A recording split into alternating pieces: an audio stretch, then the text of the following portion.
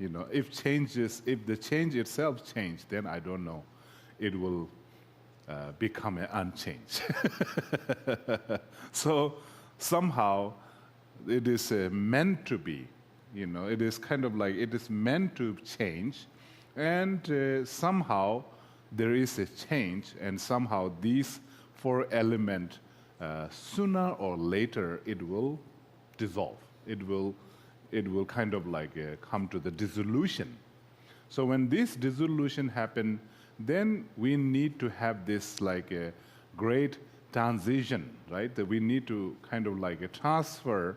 So it is somehow the consciousness when our body kind of like dissolve, when our body kind of fade, when our body no more hold our consciousness, then consciousness actually has to leave.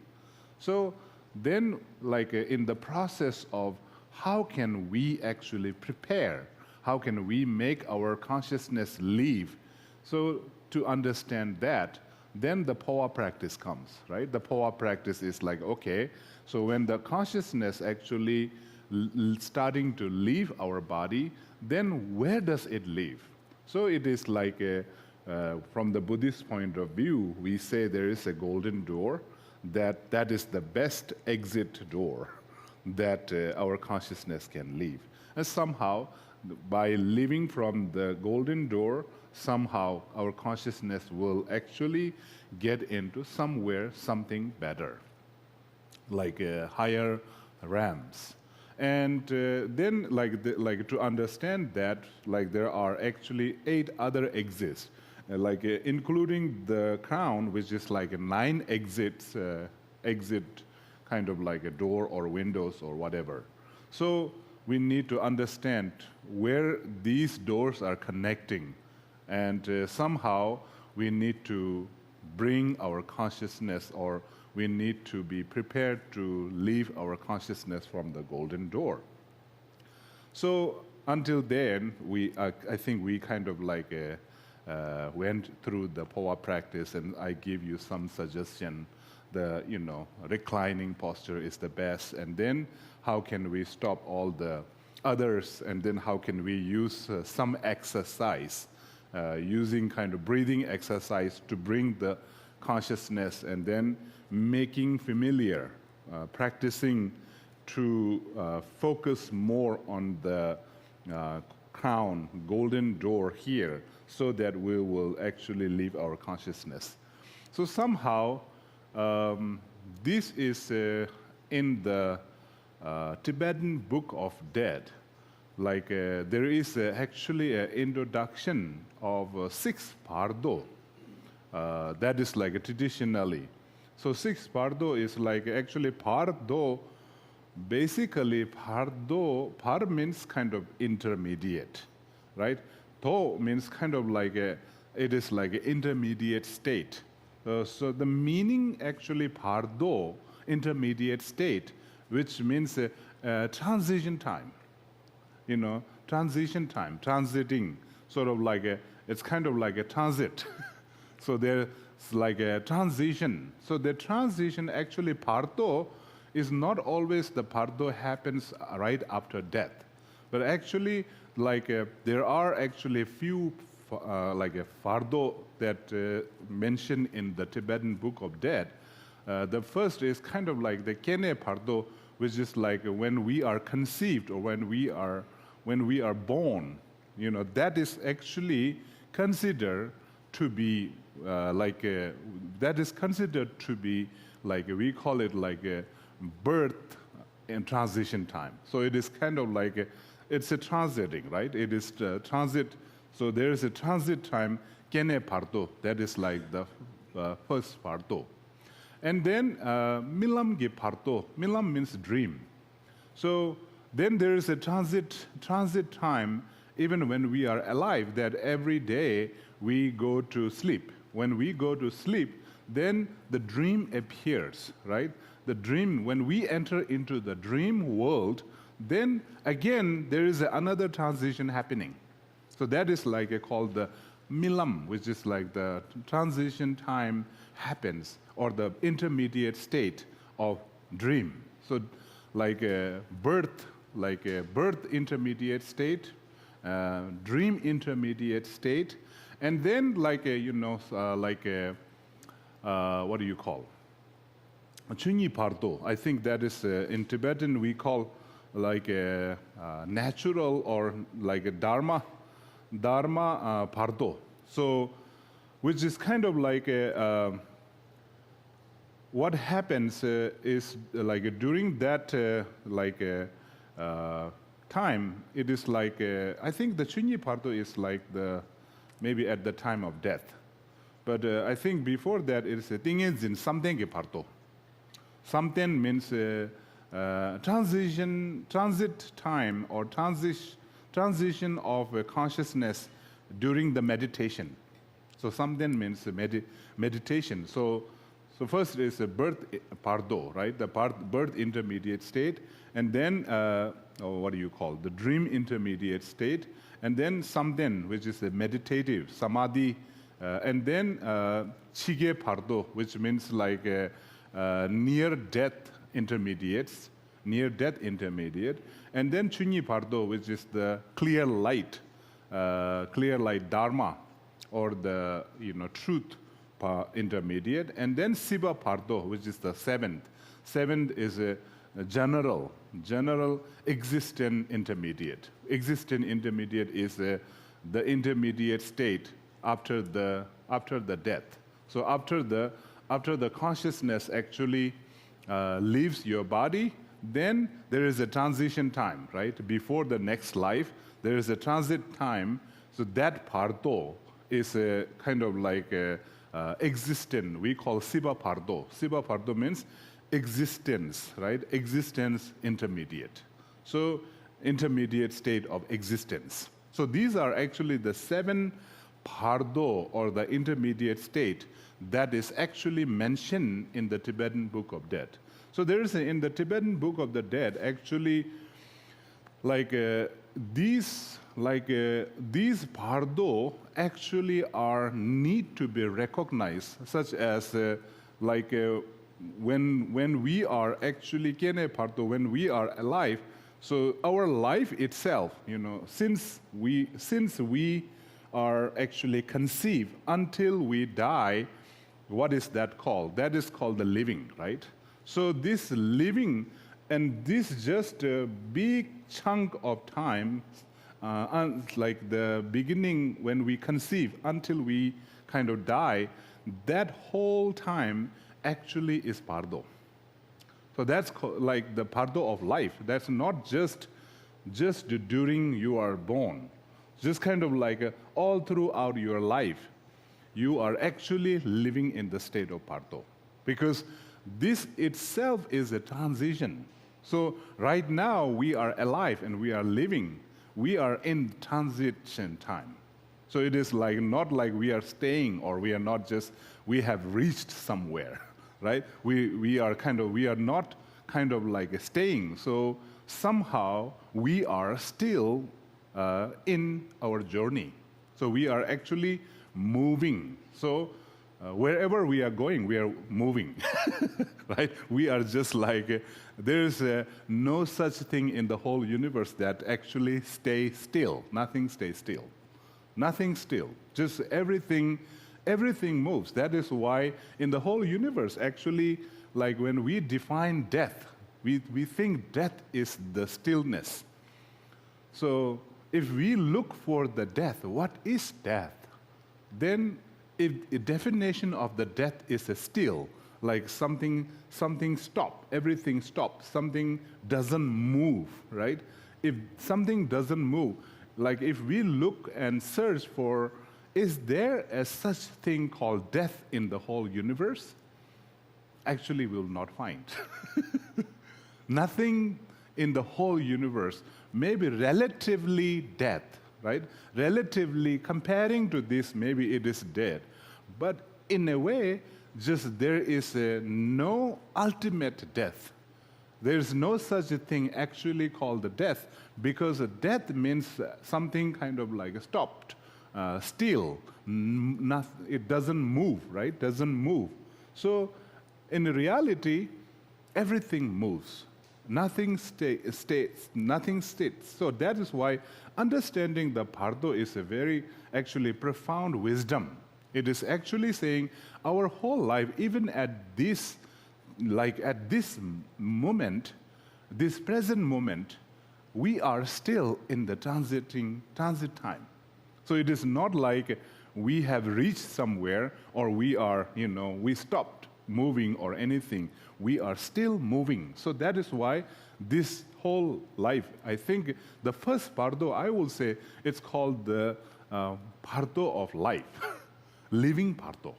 So it is like, sometimes it's called the birth Pardo, but I think the birth Pardo is like every moment we are arising, like we are arising into a moment, right? Moment, like we exit momentarily. So everything we are exiting momentarily. So in one moment, there's one moment ago, right now, and the next moment, this, moment, sort of like everything is just kind of like unfolding.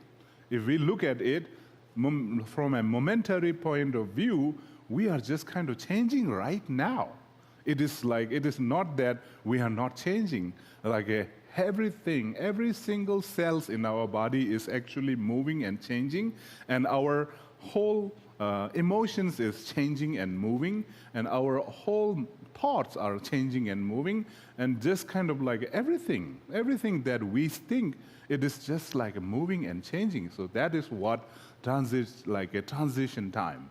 So it is in transit. So intermediate state. So that is like understanding.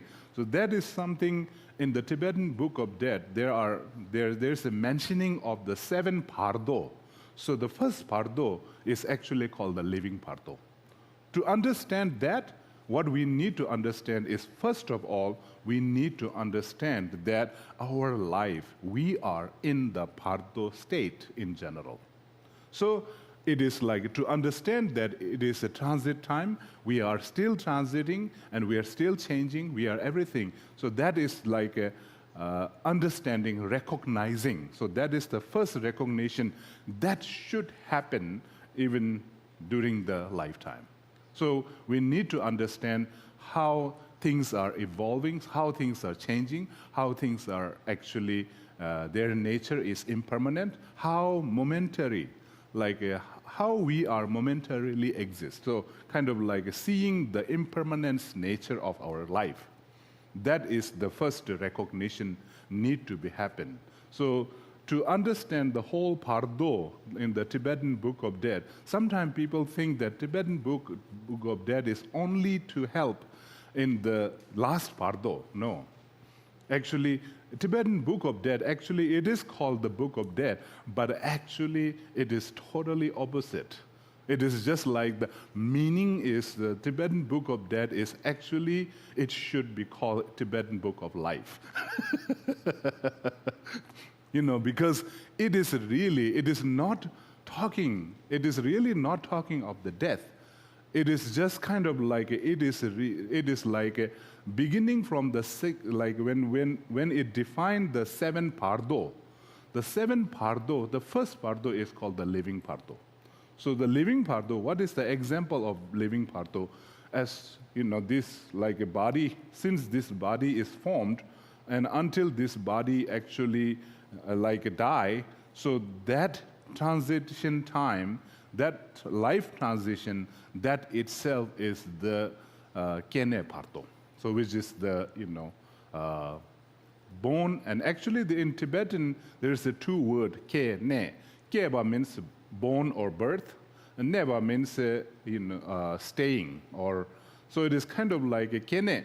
So kene means like, these 2 words actually, syllable has a meaning of life. Life is like a, kind of like a, it still kind of exists, right? So it exists and it stays. So it's like a neba means like a dwell, or kind of like a living sort of things like that. So that is why Kene Pardo, that is the first Pardo. So to understand, to recognize the Pardo, first we need to understand this Pardo, this life that we are in. we are still in a Pardo. And then, in like a day to day, we understand. And then we come more detail into our everyday 24 hours day. Within 24 hours of day, then we spend a big chunk of our time just being awake, right? And then there is like a one time, like a thing that we actually spend. And there is like every day, within 24 hours, there is another transition happening. The transition is, transit between the awake and asleep. So there is a transition happening between the awakened state and the sleeping state. So that is called the dream. So dream state. So, in that transition between the sleeping, awakened state and the sleeping state, so there is a transition happen. So that is another transition or intermediate state that happen is called the Milam Pardo, dream state, dream intermediate state. And that is also something in our daily life we need to actually acknowledge, and we need to understand the intermediate state of dream. That is because during the dream, like yesterday, I mentioned this a little bit, because there is a great possibility, because the dream, in your dream state, what happened is actually mind become more clear, because there is a less conception. So if we are if we make some effort to understand the intermediate state of the dream, somehow we will understand our mind, the clarity, the clear nature of our mind more actually, easily. So that is why the dream intermediate state is the second Pardo. And then third Pardo, which is the Samten. So that is kind of like during the awakened state, that like sometime, like many time, what happened is we spend a lot of our focus and time and energy relying on the five senses, right? When we are awake, because when we are awake, our all five senses are well and active.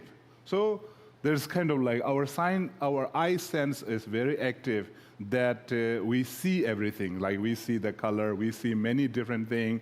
So there's kind of like a lot of things that our eye sense can see. So there is plenty of time that we can actually we can dwell, or we can just stay, and we can just spend our time and energy on that. And then at the same time, our ear sense is also actively working. So that actually what it makes is we hear so many different things.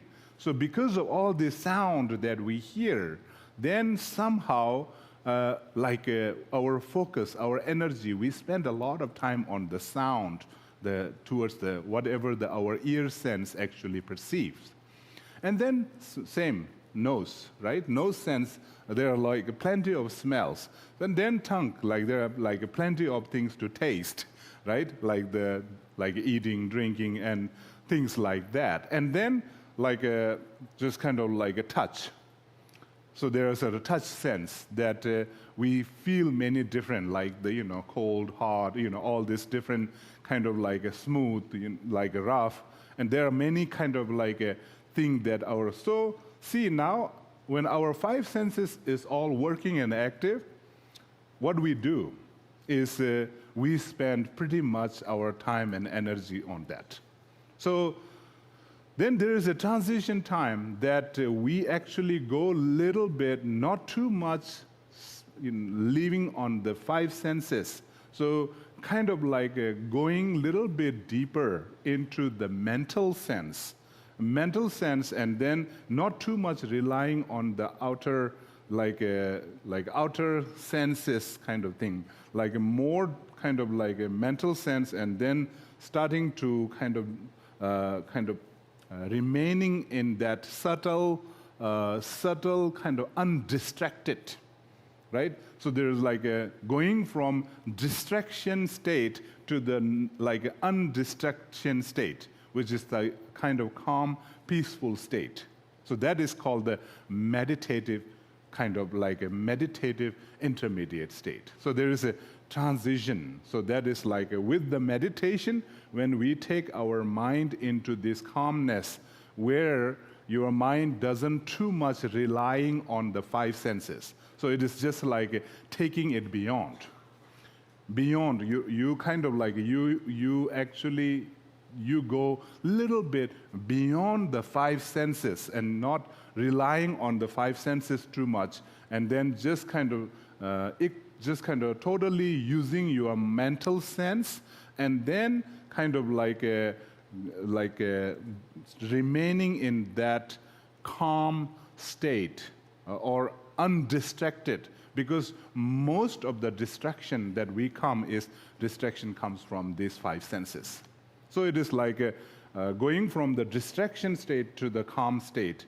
There is a transit time. That transit is called the intermediate state of the meditation. So meditative intermediate state. So that is like the, what do you call? Third, right? So it is like the living Pardo, dream Pardo, meditation Pardo. And then I think ZaChoeje Pardo. So it is like then near death. So it is just kind of like near death is a transition. So it is like so there is like when the earth element starting to dissolve, right? When the earth element starting to dissolve until reaching the clear light of death, there is a transition time. And that transition time is called actually it is also a Pardo, which is actually called the near death. ZaChoeje Pardo, near death intermediate state. So that is also a very crucial moment in our life, because during that time our mind becomes very subtle, and somehow that is a very delicate, sensitive time that whatever we do, it becomes very effective. So that is why recognizing and understanding that as a Pardo.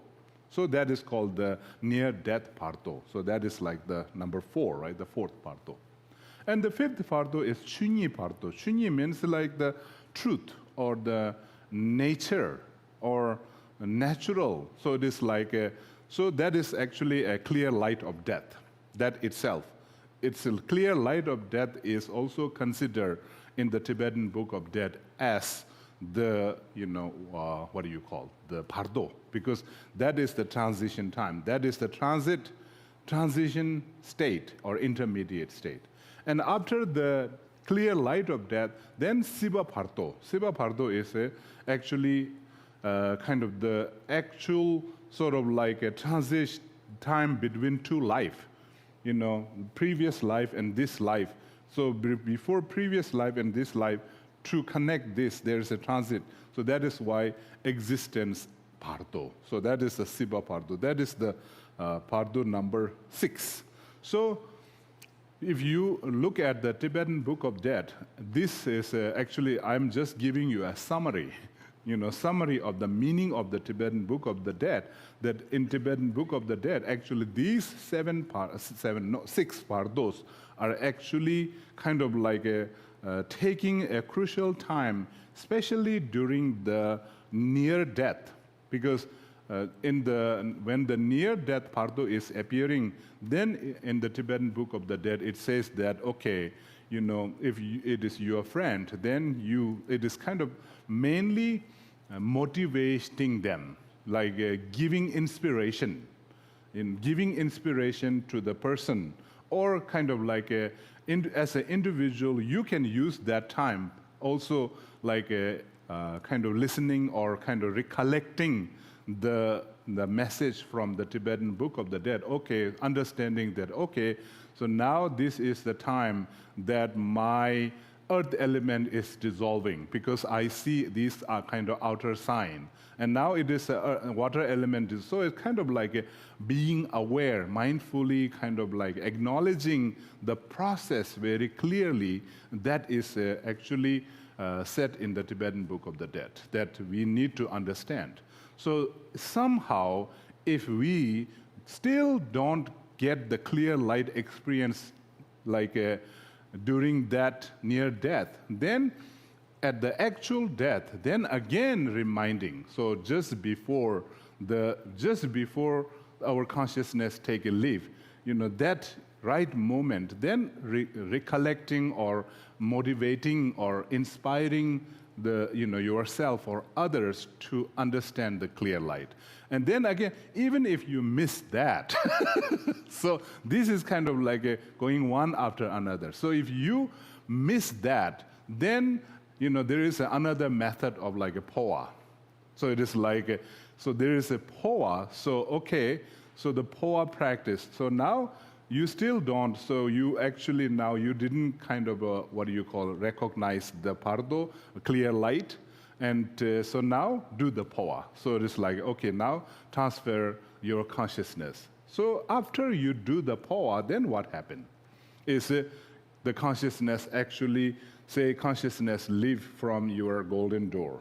And now somehow you have to get through the existent intermediate state.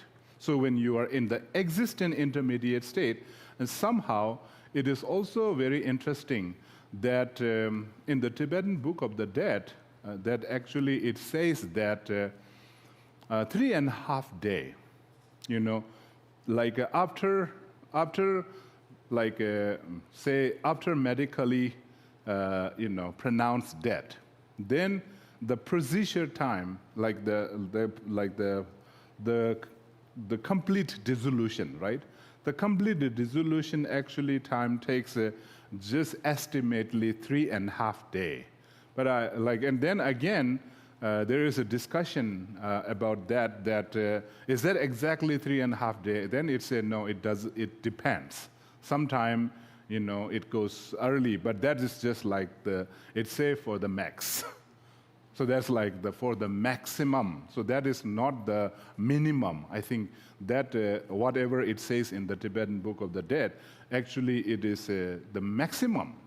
So sometimes we don't have to worry too much about like, okay, so maybe we move the body within 1 hour, within a day or something. But I think just kind of like a maximum it takes like that, and somehow. Then after 3.5 days, then actually like the first, what happens when an individual reach in when the individual kind of like begin in the intermediate state, existent intermediate state, the first day of intermediate state. Actually, now there is a lot of kind of appearance, a lot of different vision. It is like a dream, right? It is like a dream. So these kind of visions are very much related to the 4 elements too. So it is like when someone goes into the Pardo, the first what they do is first it is because of the completion of the earth element, because of so everything complete, right? So the earth element actually developed. So there is like an earth element. There is actually a body. So there is a light body for the Pardo being. So Pardo being has a light body. So their body, when their body is formed, due to earth element is all developed, then what happened is just kind of there is a earth element is kind of connected to the affliction, ignorance, confusion. So first what happened, there is a huge confusion there because it is the beginning, right? So ignorance is like the confusion. There's a confusion. So because of the confusion, somehow there is you actually invoke your like we call the number nangze. Number nangze means Verochana. So the blessing of the Verochana or your own Verochana kind of like a Buddha nature actually starting to appear. And because of that, just kind of like your kind of like a Buddha nature of Verochana appears, and then there's a kind of like a bright white light. So there's like a bright white light. No, first is a bright actually blue light, sorry. With the Verochana, Verochana actually kind of like just kind of karmically, the Pardo being will see a blue light. So this blue light is very bright, and somehow, it says in the Tibetan Book of the Dead that just like many times, an individual actually tend to get scared because the brightness of that light. Because of that light is so kind of like unusual. So they kind of tend to run away. They run away from this bright light, and because they kind of run away from this bright light, but then there is another kind of light that they see. And another kind of light that they see is actually a white light that doesn't have so much bright. So there's not a bright white light. So somehow, they run towards that. And the Pardo being actually who runs toward that light, that dim kind of like a white light, if they go into that, somehow that light is actually taking them, that Pardo, it is taking them to be born into the God realms. So, but in the Tibetan Book of the Dead, it says that don't choose that. But I don't know. It is better than going into a lower realms, right? So if you can remember it, I think the first day in the Pardo, if you can choose that and you just kind of go. But in the Tibetan Book of Dead, actually, it says that, when you see that blue light of the Verochana, then don't get scared, and then just kind of like you put yourself, fold your hand, and then just kind of trust that that is your Verochana appearance. And then just kind of like,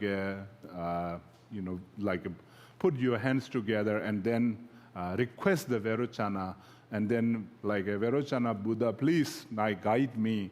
And somehow that will take, that light will, if you expose yourself, not run away, just kind of accepting that the bright blue light that is coming from Verochana, then you will able to actually have a vision of the Verochana Buddha. So you will have a Verochana Buddha, and somehow Verochana Buddha will actually take you in, and then that actually helps you to be born into the pure realms of the Verochana. Or somehow, maybe you will recognize the clear light at that time. So that is one suggestion. So somehow, like there is a, first day, second day, third day, fourth day, 5 day. So these 5 different Buddha actually will kind of comes.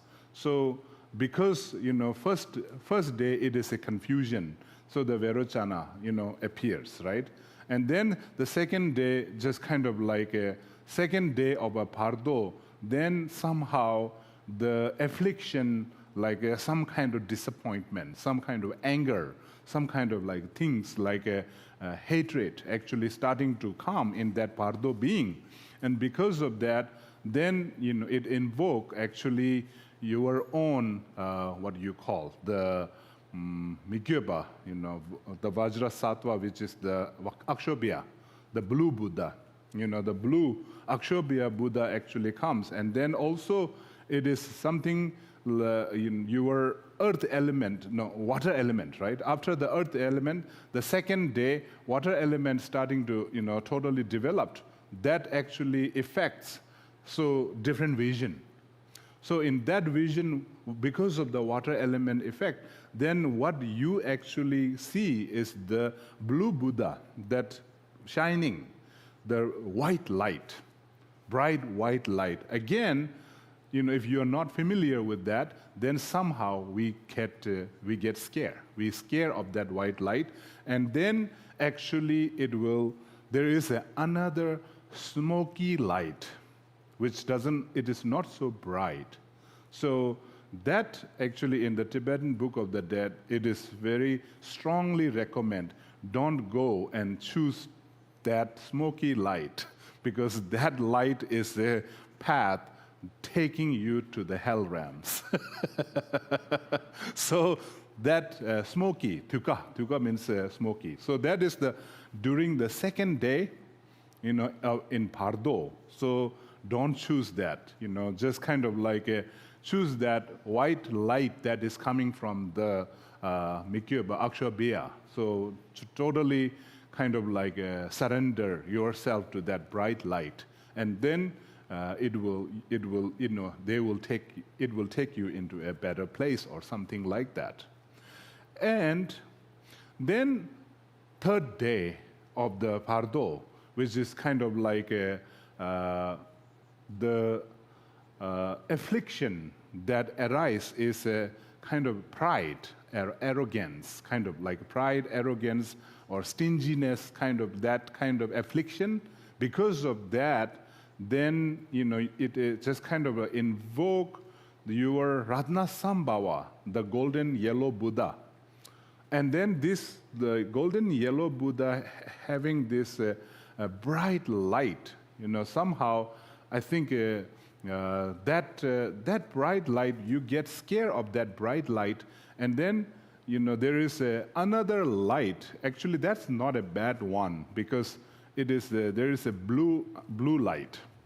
So there is a dim blue light, which actually that is the light. It will not take you to a very bad place. Maybe it will take you to a human rebirth. So this is like the blue one is actually blue, dim blue. So it is not a bright blue. Dim blue light will take you into a human realm. So maybe it's just kind of like it is being born into the human is not a bad idea, right? But then sometimes it depends where you are going to be born, right? As a human. And then the third and fourth day is Amitabha. So it is like your fire element developed. Because of the fire element developed, you see a red Amitabha Buddha, and then the affliction that it's attached is there is a great affliction of like attachment, and it's like a great affliction of attachment or something like that, and then the light that actually comes, we get afraid of that bright light, and then the light that there come is some kind of like a different, like a dim light, the different dim light that actually it will take you, because it is something coming out of the attachment, that it will take you to the hungry ghost. So, that time, don't choose the dim light. So just go and, choose the bright light. And then, fifth day, which is the, green Buddha, and then affliction that arises during that time is a jealousy, envy, like that. And because of that, just kind of the bright light that shines, and we get scared, and then another light, that dim light comes, which is actually take us into demigod realm. So demigod, so that is also like so if you want to be born into a demigod, then it is you should choose that. So anyway, then the sixth day, which is interesting in the Tibetan Book of Dead, what it says is in the sixth day, all the 5 Buddhas, actually, the 5 bright light will come, and the 5 other dim lights are also come. So then it actually will make you choose which one. Somehow that is actually lifespan, like On the seventh day, what happened is actually on the seventh day, the Pardo actually die. If that Pardo being doesn't find another place to be born, so the lifespan of the Pardo being, the intermediate state being, is actually only seventh day. So every seventh day, they passed away, and then it's just kind of like it gets into new Pardo body. So then it starts over again to find another. So that kind of like in the Tibetan Book of Dead, actually it says the first week, second week, third week. So it's kind of like it's like 7 weeks, 7 weeks. So during this, like if the longer they remain, the kind of like a different image they will come. So it is like the first week, it was kind of like the vision, the image, appearance is not so disturbing. But the second, third, kind of becoming more and more disturbing. So somehow it says that just kind of whatever it appears during the Pardo, it is okay. Don't get scared. It is just your mind projection. So these are actually just kind of like in the Pardo, sort of like did I say the third day when the Amitabha Buddha, right? The Amitabha Buddha comes, there is a dim green light. So don't choose that dim green light. That dim green light will actually take you to the animal realms. And then, kind of like the Amoghasiddhi, the green Buddha, right? When the green Buddha appears and the light that comes, that's something that we should not choose. I think it is yellow, I think.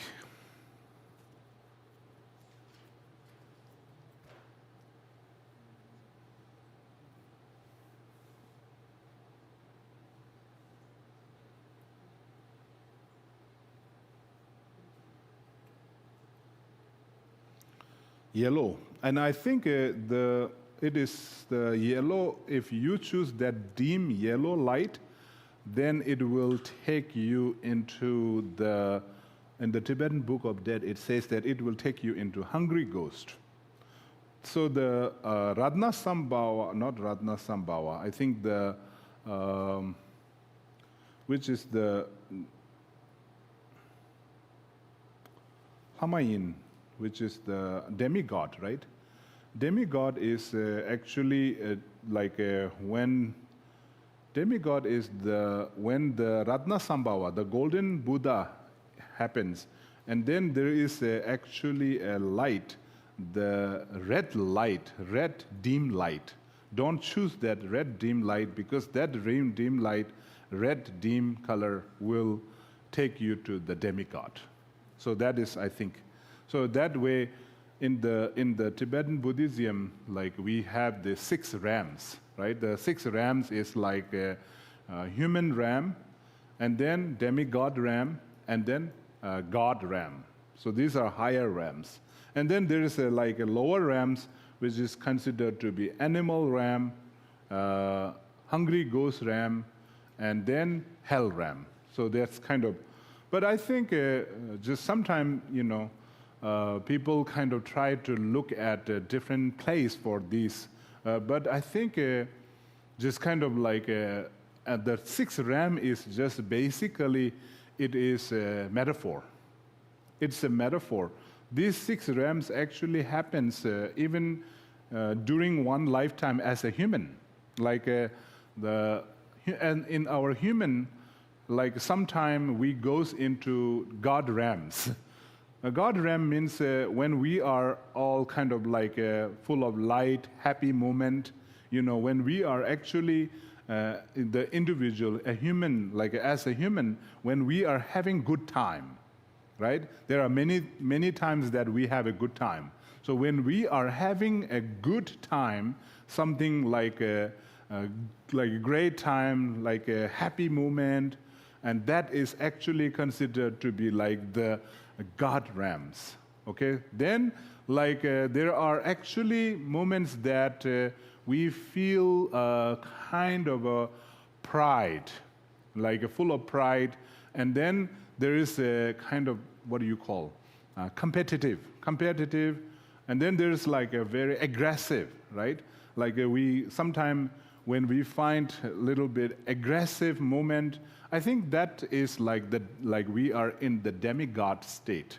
So it is like we are being like a demigod. And then like when we are just normal human, sometime good time, sometime bad, just kind of like a normal, not so good, not so bad, just normal kind of like a human life. That is the human state. And then sometime like our condition goes down, like something that we got kind of like, what do you call? We got taken advantage of, or we got victimized, right? We got victimized, or then like sometime when people actually treat you badly, or some kind of like we feel ourselves victim, like a victim. So that is actually feeling like a kind of animal realm. So that's like animal realm we are actually getting into. And then sometime there is we go and find ourselves into that craving mode, craving, greed. So just kind of like full of like just kind of like a feeling like full of dead, and full of like feeling so poor, very poor, like I don't have anything, just what should I do, like that kind of moment. That is like the hungry ghost realm. And then like there is a moment in our life that we actually totally dark, totally depressed, totally like hopeless, like you don't see any value, very cold place, or just like a very hot, filled with the rages, like angry, right? It's just kind of that kind of, when we are in that state, somehow we are in the hell. So that is why 6 Ram is not really kind of a place. It is just kind of like even in one individual life, like if we look at our life, what is our life?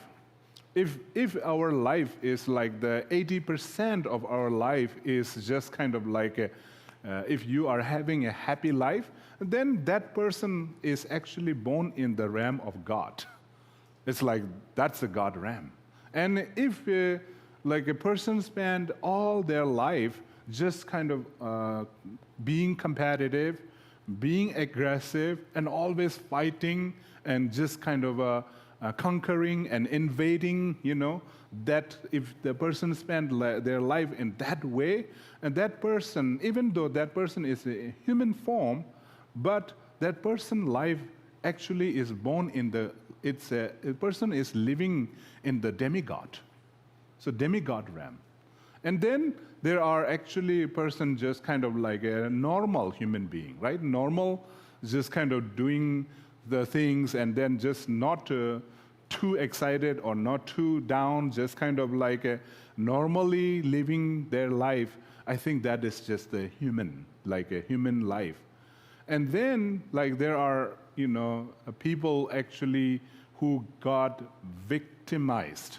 Like, in many third world countries, you see, like, even in this country, like some people are innocently kind of victimized by the circumstances, by the, situation, or by different people, like politically victimized or economically victimized, or, like if the person living in that kind of like feeling victimized, their whole life is just like filled with vulnerable, like a kind of feeling, then even the person is a human, they are actually it's like animal life, it's like animal ram. And then just kind of like the hungry ghost, like there are like some people live their whole life just totally being poor. And like in many third world countries, just like some people cannot even like to drink a water is just difficult. Like, some people, like millions of people are starving to death, right? That kind of life, even though they are human. But I think that is the hungry ghost, right? That's just like they are hungry and they're just, but hungry doesn't necessarily mean physical hungry too. There are other kind of hungry, like emotion hungry. Like even like we have a full of food and the water, physically we are okay, but then there are actually different kind of hunger that actually happens in our emotion, like the hungry of attention, hungry of like some kind of like always wanting. And that is also like if emotionally, if you're in that state, again, that is a hungry ghost. So hungry ghost not necessarily mean physical, physically hungry or something. So there's like emotional hungry, mental hungry, like spiritual hungry, like that. So then there's like a just kind of physical depressed. There's just totally, like totally like what do you call? Like if you are born with all the different kind of like a different like what do you call? There are sometimes people who are just like totally handicapped, right? Like if their eyes are not totally working or ears are not totally working, like the five senses, like, and sometimes, just kind of like, and that is like a physically like a kind of disability. And then emotional disability, mental disability, that emotionally just feeling totally depressed and down and things like that. That's like the hungry, not hungry ghost, a hell realm. So that is why just kind of like, sometimes people might think that, okay, even in the Buddhism, they talk about these 6 realms. So maybe there is a 6 realms like a hell realm. But hell is not something we don't have to go and look very far. Sometime, eventually, we go to hell. The hell is not so far. You can go and reach hell realms just. Sometime, one moment we are in, we are in heaven, and some moment we are just one moment. So going from heaven to hell is not so hard. It's just one step away. So just kind of the 6th realm exists that way. So don't think. So that is why kind of like it is just, I don't know if there is any other beings out there. Of course there should be, right? And even like if you look into the animal realm, like some of the animals actually have a better life than being as a human, right? Some like if you are born, like there are many pets that people liked, and they just kind of like their life actually they are like in the form of looks like animal, but their life is they are living in God realms. Right? It's just kind of like physically luxury, emotionally luxury, and then just like they have people taking care of them, right? That food comes to them like easily, and then just kind of like the entertainment comes to them easily, and just like I don't know, sometimes some animals have a pretty, God Ram's life. So anyway, the 6 Rams, if you can understand 6 Ram like that, then it will be better. So somehow, so this is what, the different lights that happens or appears in the Pardo state. And then somehow, if we have a little bit of, understanding, and maybe when we are in the Pardo, maybe we will be helpful. Or like even we can help someone by just kind of like saying in the Pardo state, there will be these kind of different light. So choose carefully, or just kind of simply say there will be a bright light and there's a dim light. So, basically if you can choose the bright light, that will be better. So, just kind of making that kind of decision, I think it might help you in the dream, in the Pardo state. So that is the whole meaning of the Tibetan Book of the Dead, Pardo, so which is kind of like clear, experiencing the clear light or clear light experience that if doesn't happen during the death, then after death, in the Pardo state, so there is a great possibility that will happen. So these are actually the total clear light experience of the death or Pardo, or clear light experience of life. So that is just kind of like I wanted to teach. So I know that for all these 3 sessions, I think yesterday 4 sessions, today like 3. So total 7. I think you might have a lot of questions. Something that is like maybe I'm not clear. So please go ahead. Yeah.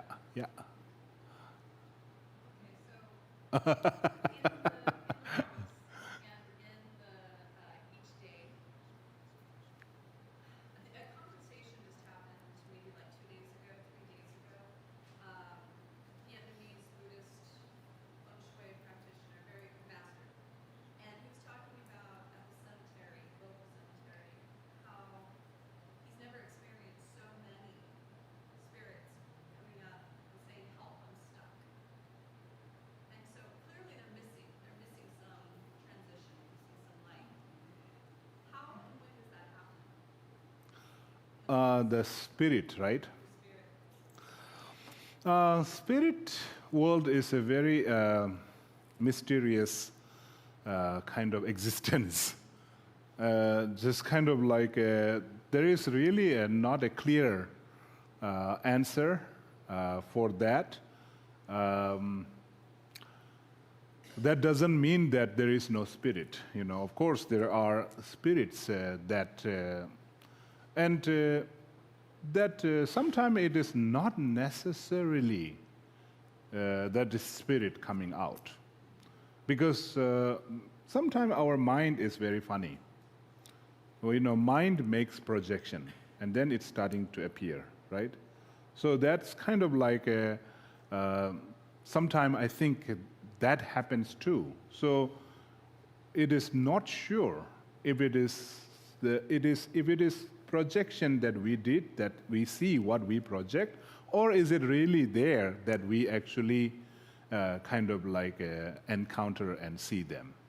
But I think that not only in America, I think everywhere, like in human society, like I met with many people that actually they somehow they experience that.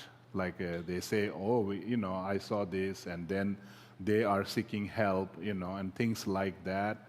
And even sometime in Tibetan, like that things happens. And in our culture, like the lamas will actually recommend to do the kind of like a fire puja.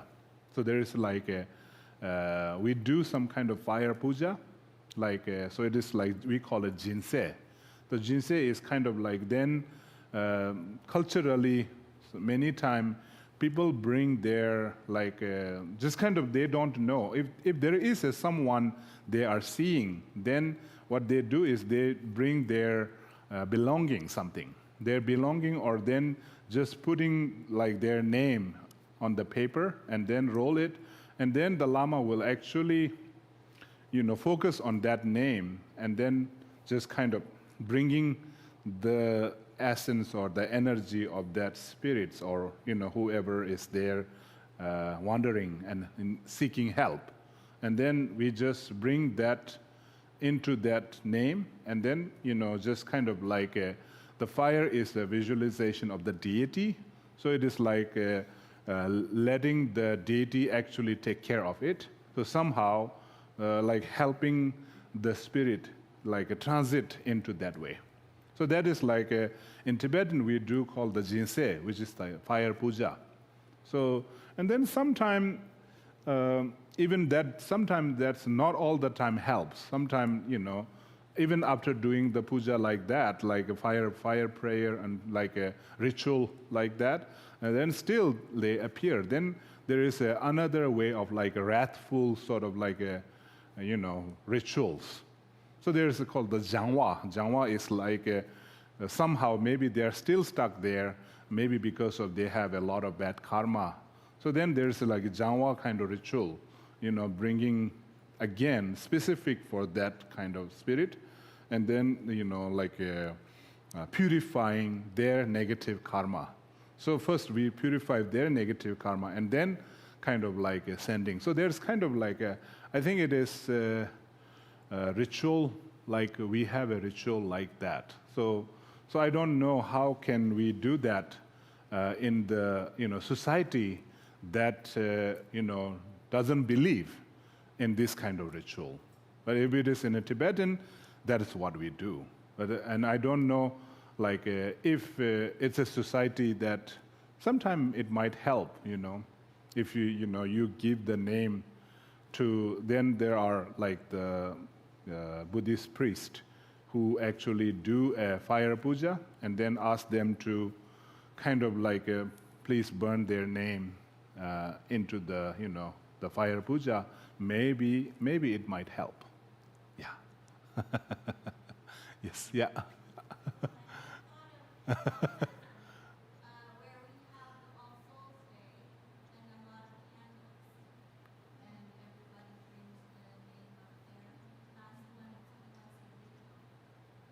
Candle?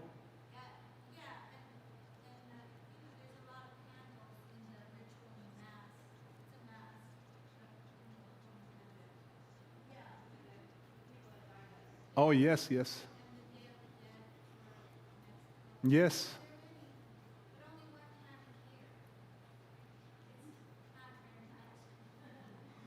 One candle?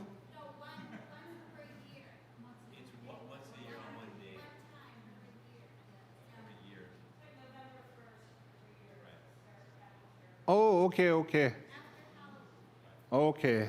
Yeah, so I think that's also like there is a ritual to help bring like sometime like the family when the there is a like a family member pass away, then the family actually makes a lot of candle light. Just kind of like people believe in our culture, we believe that the offering candle light will maybe kind of clear their path, makes kind of like there is a darkness out there, so somehow clearing the path with the candle light. So I think there is a ritual like that. Yeah.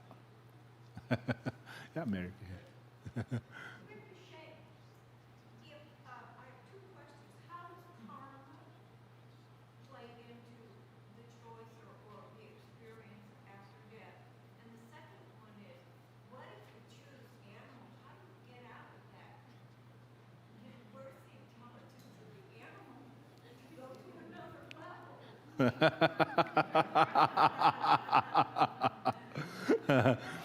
Yes, I think karma plays a very important role. So the karma is actually it's a force, right? Force behind. So it's kind of like a karma is we create karma during our lifetime.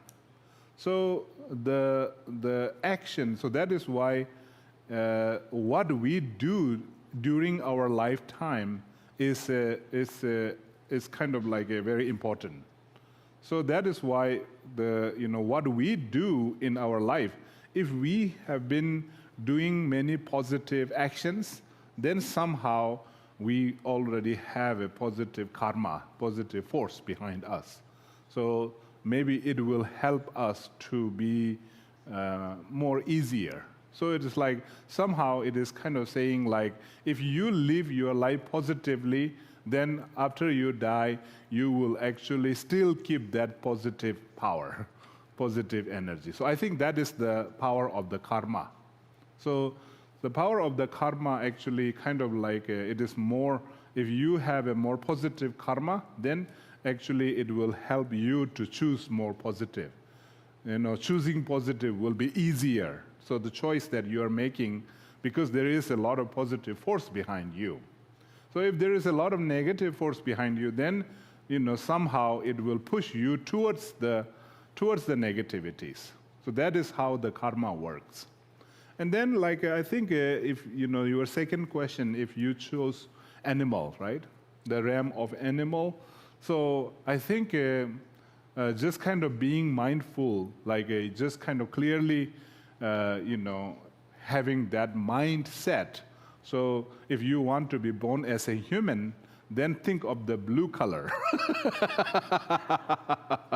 Just say, just kind of like have a mindset saying, I want to be born as a human, and okay, in the Pardo, okay, let me choose that blue, let me choose that blue.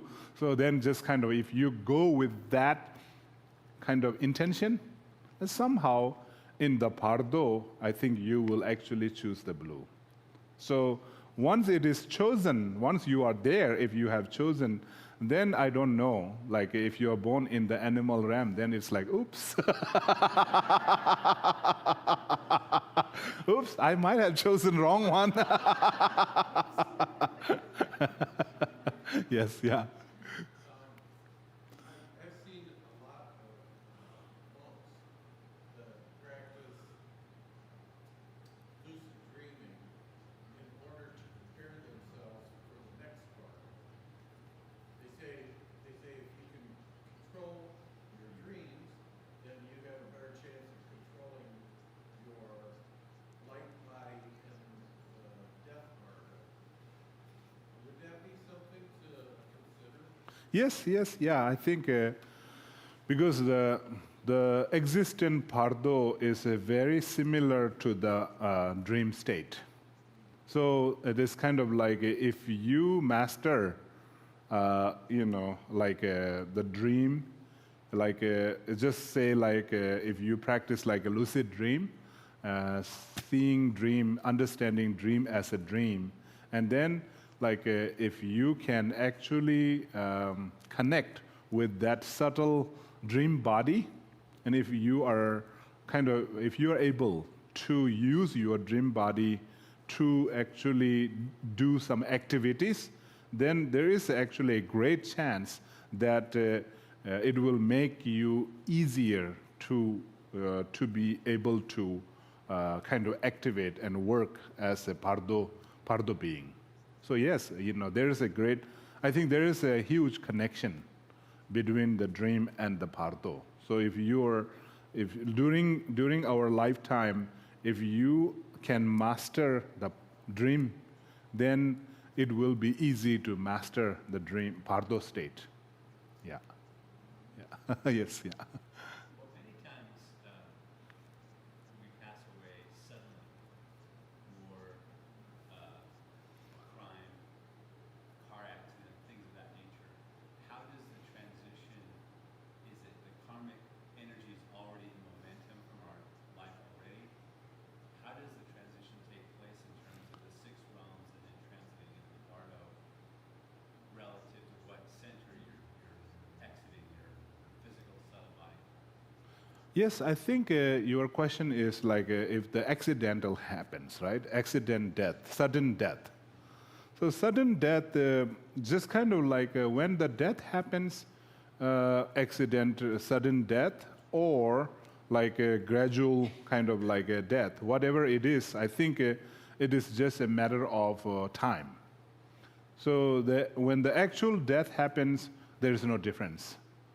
So just kind of like in the accident, sudden death, I think the four-element dissolution go very fast. So in the gradual, like it goes kind of like it takes a month. So, but in the sudden like accident, then the procedure of the four outer element, the earth element, water element, fire element, wind element, they dissolve actually kind of fast. So then when it comes to the white appearance and red appearance and black appearance, then it doesn't make difference. It is same. So I think it is like whether someone has a sudden death or gradual death, the rest of the rest of the experience, the appearance or experience is it doesn't make difference. It is same. So it's also in the Pardo, maybe the Pardo being has a little bit more confusion. Mostly there is a confusion, right? But just kind of like if this for the sudden death case, maybe the first few days there will be a little bit more confusion. And gradual one, maybe they are like there for a long time, so maybe there's not much confusion or something. So that's the only difference, I think. Yeah. So then, would that be the same if someone was in a great deal of pain and we as healthcare professionals maybe are giving them morphine, or we're in pain and we're taking morphine or an opiate or something that renders our consciousness unconscious? Would that be sort of a similar thing then? The person dies in an unconscious state from the medication. Would they then, after a period of time, maybe awaken in the Pardo? The death Pardo, would they then still be able to have their awareness? So I think, so your question is if someone takes a pain medication, right? Cancer patient. Uh-huh. They're getting increasing doses. Yeah. So it is kind of like, I think there is a certain level that, it's like in sudden death case, there's all this kind of dissolution happens, right? So there is a earth element, this like dissolution, they are kind of very much kind of rely on the physical senses, right? But there is another dissolution that actually mostly inner dissolution. So it's a subtle dissolution, subtle body. But for the subtle body case, I think the physical sensation doesn't really apply much. So that is why even someone is taking a huge dose of morphine, I think it, of course it stopped the gross pain that is happening in the gross level of the physical. But it is like on the subtle level of the physical, I think, I don't think there is a pain happening in the subtle level. So that is why even you take a huge dose of morphine or something, it is not going to affect. It will not affect your subtle body. So that is why I think, just when we are taking a medication, like a painkiller medication and things like that, I think this is only working on the surface. So it's like working on where the sensation is. But when it goes more deeper on the deeper subtle body, the subtle body actually kind of doesn't have a pain. So there's no gross physical pain there. So even the physical substance medication will not go there. It will not affect there. So somehow, because it doesn't affect there, then it doesn't matter what meditation you take. Just the procedure when the inner dissolution happen, I think it is same. Sudden death, gradual death, or the death, even if there is a pain, lot of pain, in the outward. But I think there is sometime the nature of the pain is very interesting. Just kind of sometime scientifically that I came to know that we have a certain ability to feel the pain, and then when the pain goes a little bit over that, somehow our brain will block. Our brain will block. I think there are some cases that it says that physically kind of like a headache, little headache, and a huge kind of like a pain that is like a wound, inner organ wound or something like a cancer pain. They say that because of our stories, our stories around that, like sometimes it become we make it little big, kind of in our idea. So sometimes like a brain has a level that it will not let go beyond that. So like there was one case that some woman broke their, fall from where there is nobody there, and then they fell from, and then somehow she didn't feel pain until the paramedic came.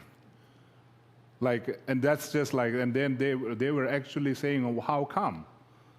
Just kind of she broke her, knees and everything, but she was there, and somehow in her mind or the brain actually blocked that. And then as soon as the paramedic, the emergency care comes, and then just she's starting to actually scream. And somehow the brain actually kind of release something. Okay, now you can feel pain.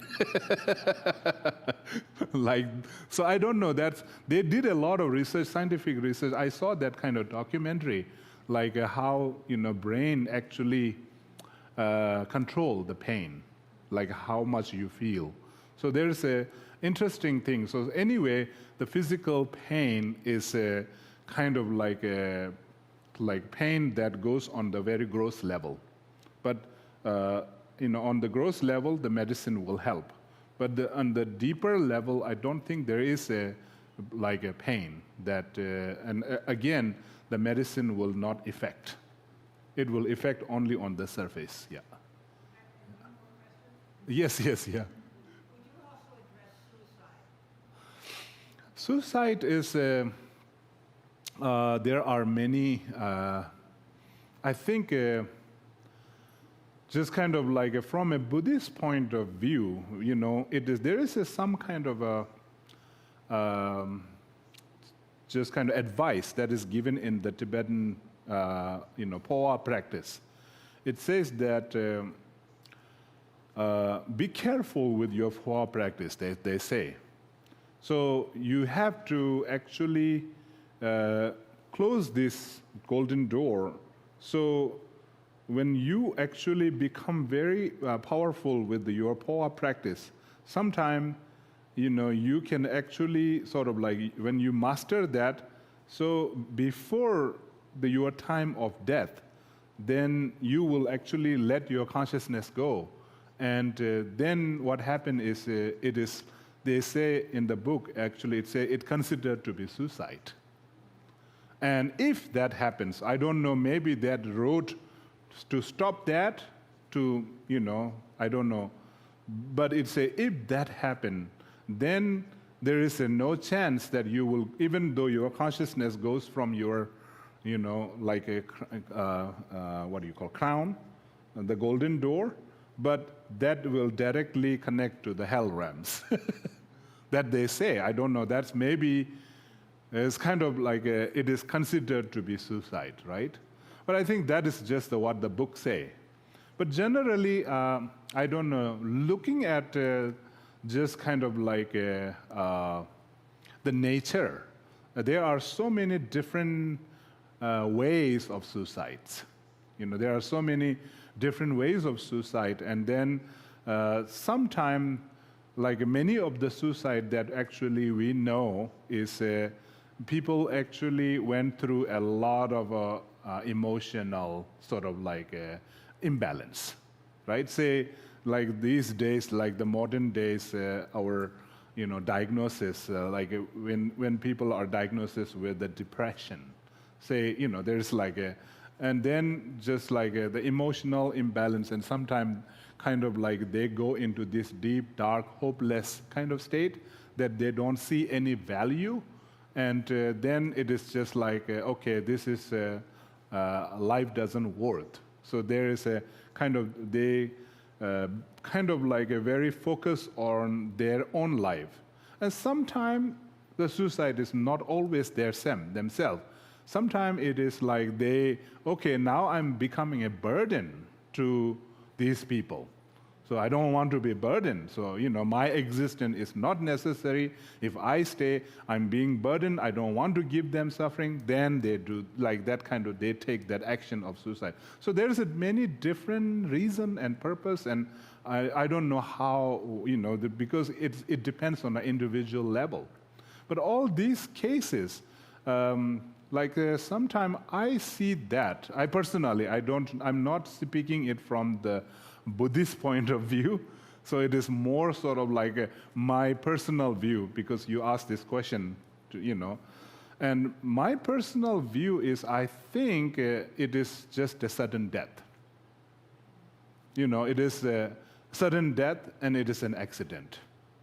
So it is something, and somebody actually couldn't take it anymore. And then just it is okay, so like the accident, And sometimes it is just some people, say overdose, people take a medicine and then they become unconscious, right? And maybe it is not intention that they want to suicide, but it happened. So it is they took some kind of drugs, and then it is an overdose, and then it is not in their intention that they will die, but somehow it is an accident. So accidentally, have their body could not take it, and then they die. But that is also, we say that is a suicide, but actually, I don't know if that is a suicide or maybe just an accident. And then I think some people who went through emotional, distress and losing the balance of the emotion, and they don't see what is right, what is wrong, so their mental capacity is just totally not in that kind of mode. So just when they are not in that mode and they just take their, do something to take their life, and I will say that is an accident too. So somehow it is, accident happens, right?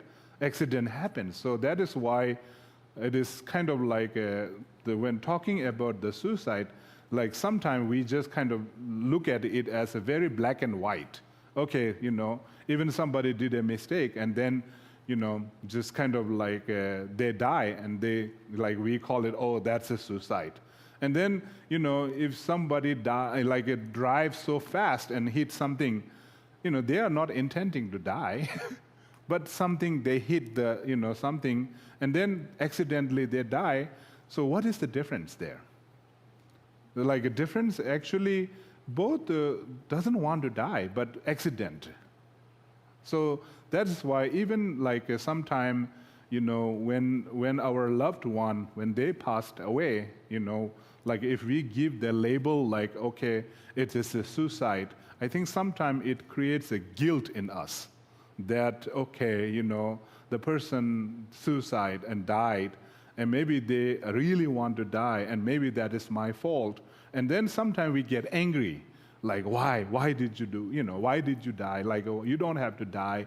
So then just we deal with that. But I think just any case, we should feel a compassion, when that happens with our friends or families or, just generally, I think how we show compassion to the victim who died in the car accident, I don't think we should not differentiate between, people who actually just killed themselves, that actually both are, we should look at them both equally.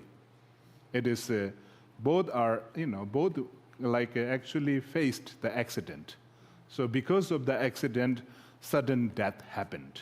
So that is, and then in both cases, it is it is not our fault, it is not their fault, it is just misfortune happened to them. And that when the misfortune happened to them, that is something we should feel compassion. So if we deal with them compassionately, I think that will be better. Not angrily or not guilty or, things like that. So, Yeah, so to answer your question, I think the suicide is a sudden death, like a car accident death. Yeah, yeah, yes, yeah. Okay, so you often talk lately about like I'm okay, we are okay. So how does purification connect in with that we are okay? For powers of purification or up to sadhana. So then what do we purify if we are okay?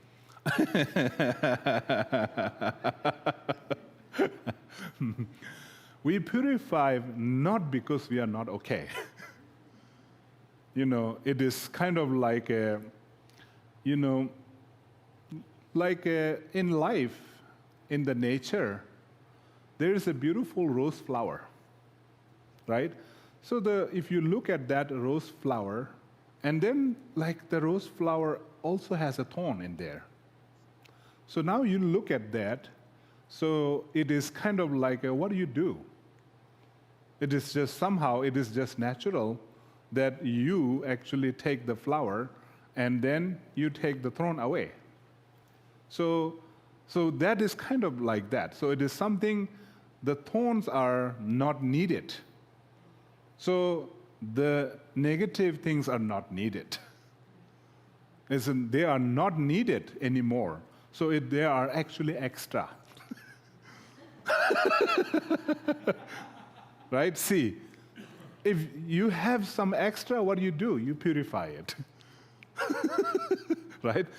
You have more than what you need. So they are like looking at the negative things as a not needed one. So they are not the needed one. It is not like how we should view at the negative is like, not negatives are not like they are bad. But like, for the rose flower, it is like the thorns is there. So somehow, if the thorn is there, it will harm, right? So somehow, it is an extra thing.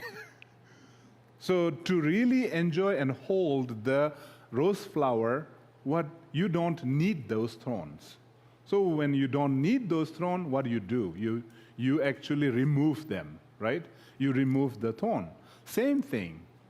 For our existence, we don't need negative things. So the negative things, negative karma, are extra baggage. So it is like, so now it actually makes us more. I'm okay, but I have a more, right? And I have a more, so I don't need those more things. They are extra. So I want to remove those extra, so it is okay. So when you look at the rose flower that is full of thorn, what do you say? Is that okay? Is it okay for a rose flower to have a thorn? I think I will say it is okay, but still we remove that thorn. It is not because we are not saying it's not okay. Right? It is okay. It is okay to have a thorn but to hold the flower, I don't need those thorns. The same thing. Like purifying, like I'm okay, yes, it's like it means I'm good. That doesn't mean I'm the best. There is also a better, right? If you are good, then the better comes after the good. Right? Like okay, it is good, and now I want it better. So now it is like, I am good, everybody is good. It is not saying everybody is bad. But what happened is actually there are many extra unnecessary things there. So that I need to remove. So I need to remove those unnecessary things. And then what happened? It will become better. So it is like, it is good, and we will make it better by purifying it. So it is not that it is bad. Then if we look at that as a bad, then it will never become good. It will never become good. It is good to become a better, it has to be good. Right? If it is not good, then how can it become better? Right? To become a better, you have to be a good first. So now see, that is the purification works that way. So then, like even when you're looking at the negative things in your life, just kind of there are, even if you look at the world, of course, if you focus on the world, there are many things that is not needed. But still, when you look at the world, and we should be able to say, it is okay. So then, I think we will say, oh, why it is okay? There are so many negative things. Then, of course, all these negative things need to be removed. So if you remove those negative things, then the nature, what is left, is good. So there's actually purification is for the purpose of betterment, to become better. Yeah. Yes.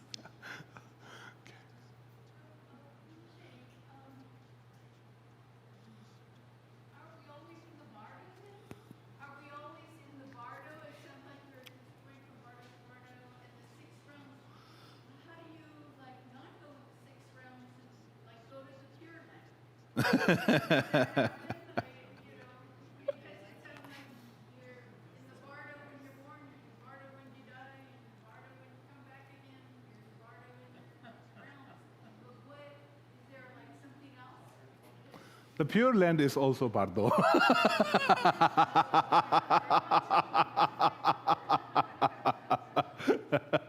So we are always in the Pardo, yeah. So I think even the Buddha, after you become enlightened, you're still in the Pardo. So transition time, like a momentary. When someone become an enlightened being, it doesn't mean that they kind of their existence end. Their existence doesn't end.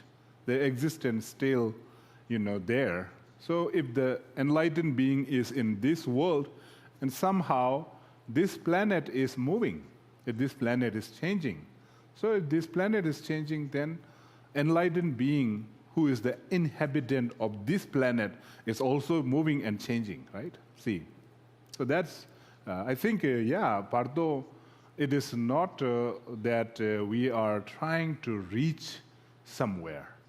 I think it is just kind of the nature of it, what it is. And I just kind of saw this article during my lunch break. Now the scientists are actually saying that Big Bang didn't happen. And they said the universe doesn't have a beginning and it doesn't have an end. And the physicists are actually now coming to that kind of mathematically conclusion. So I don't know, but that is just some physicist, coming with that kind of conclusion. But it's always, they will change, right? As before they used to say that the universe was expanding, right? But somehow, it is just kind of as another universe or existence is expanding in the another universe, I don't know, right? So there's kind of these are, scientifically, it's also very interesting. Now they are coming to understand infinity, the infinity nature. And somehow, that's what, Buddha has been saying, that everything is infinite, infinite, infinite. Just kind of even the symbolic meaning, circle. We are all circle. And I think the Lion King, I like that song, The Cycle of Life. And when I heard this song, The Cycle of Life, I thought, wow, that is a exact cycle of samsara that Buddha was talking. Yes, yeah. Yeah. So in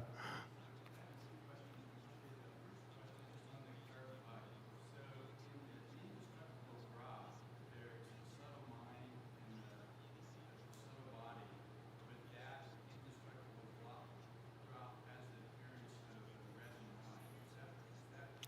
Yes, yes, yeah. So indestructible. So your question is the indestructible drop, right? The indestructible dot or drop. So it is a combination of indestructible mind and indestructible, what do you call, wind. So indestructible wind and indestructible, mind or consciousness, when they combine, it forms into a drop. So that drop is called the indestructible drop. That is actually the white and red.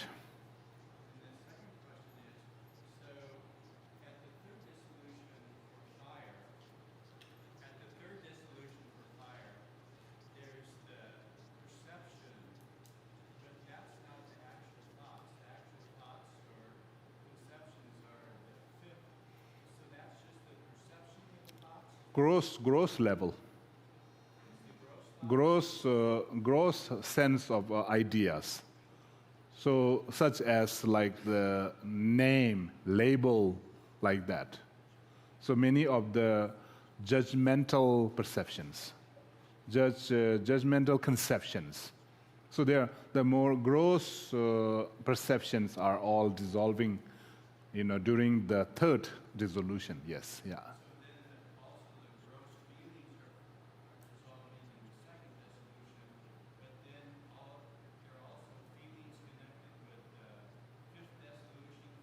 Yes. Yeah. But they are the subtle ones. That's why they are called the natural conceptions. So the before one, the feeling and perceptions, they are actually the gross level. For example, even the first dissolution, which is the form, right? When the form earth element dissolves, but not the whole form is dissolved. The gross level of the form is dissolved, but all this subtle body, everything, like when it moves, like a white appearance, these are also body there. So all the bodies are not totally dissolved, just the gross part of it, the gross part of it dissolve. Yeah. So it become inactive. Yes, yeah. Yes, yeah.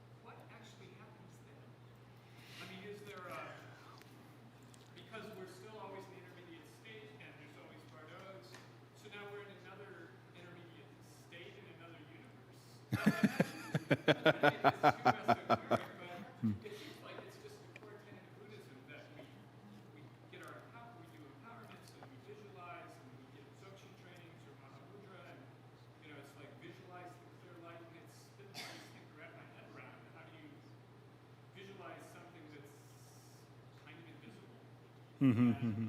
At the moment of your death, when basically your mind's a bit wild, especially if maybe you die violently, suddenly you're trying to focus on, you haven't even got to the Pardo of blue light, it's this clear light.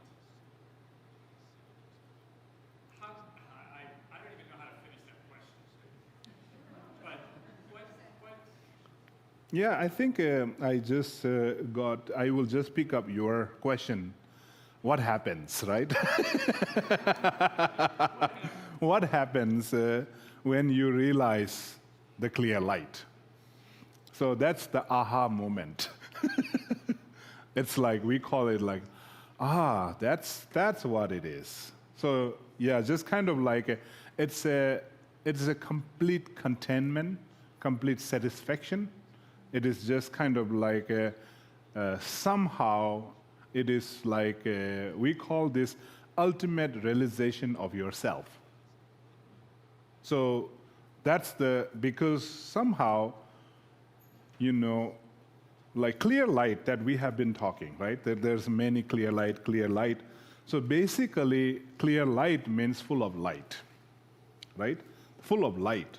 So that basically it is saying is whatever we are just, that is if we look into the kind of the person or a being that goes from one life to another life, and what is the real essence of me? What is my essence? Somehow, my essence is a pure, clear light. That is what I am. So that is what I am. So somehow, the more we actually dwell on the ego and idea of self, that much we are actually kind of like running away from it, because we are identifying ourselves with the ego. We are identifying ourselves with the sense of self. We are identifying ourselves with the idea of self.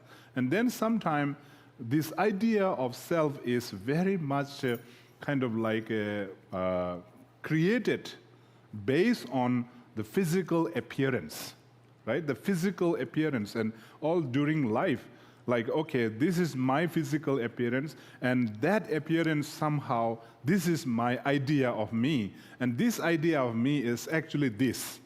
So, we don't actually go very close to identifying ourselves with that full of light, nature. So that is that is why it takes a lot of different methods to actually bring ourselves into this recognition or this kind of identification. So somehow, when we come to this complete trust of that, okay, I am this full of light, I am this clear light, and this is my essence. And then everything actually is the manifestation of this. So that, when you get to that, I think that is the aha moment. That is the... It's really simple. Yeah, that is, but it is simple, yes. That's it. Yeah, it is simple, but we tend to spend all our time and energy kind of identifying ourselves with the sense of I that we have, idea of self. So we kind of sometimes, even in that idea world, the world of idea, we create an idea of clear light.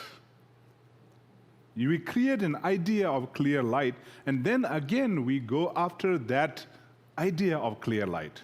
And then sometimes, a spiritual practitioner tend to lost it is just not really understanding the real clear light and the real idea of clear light. So the idea of clear light is something that individual can create. It is something that we can create and decorate it. But actual clear light is non-created. Nobody has created. It is something we cannot create. What we can do is we can actually recognize it. We can realize it. So I think that is somehow, as you say, it is kind of to talk about it is easy, but the real experience, sometime when you are ready, then it will become easy. For example, Buddha Shakyamuni, our historical Buddha, recognized, he identified that clear light, the full of light essence of himself under the Bodhi tree in Bodh Gaya. And somehow, it is it didn't take him much long. It just kind of, to become ready to take, it take long. But when he was totally ready, then actually it is a kind of a few-hour thing or a one-instant thing. Like he was under that Bodhi tree and he just totally dedicated and he just said, no matter what happens, right? No matter what happens, I'm not going to move from this space until I identify and recognize.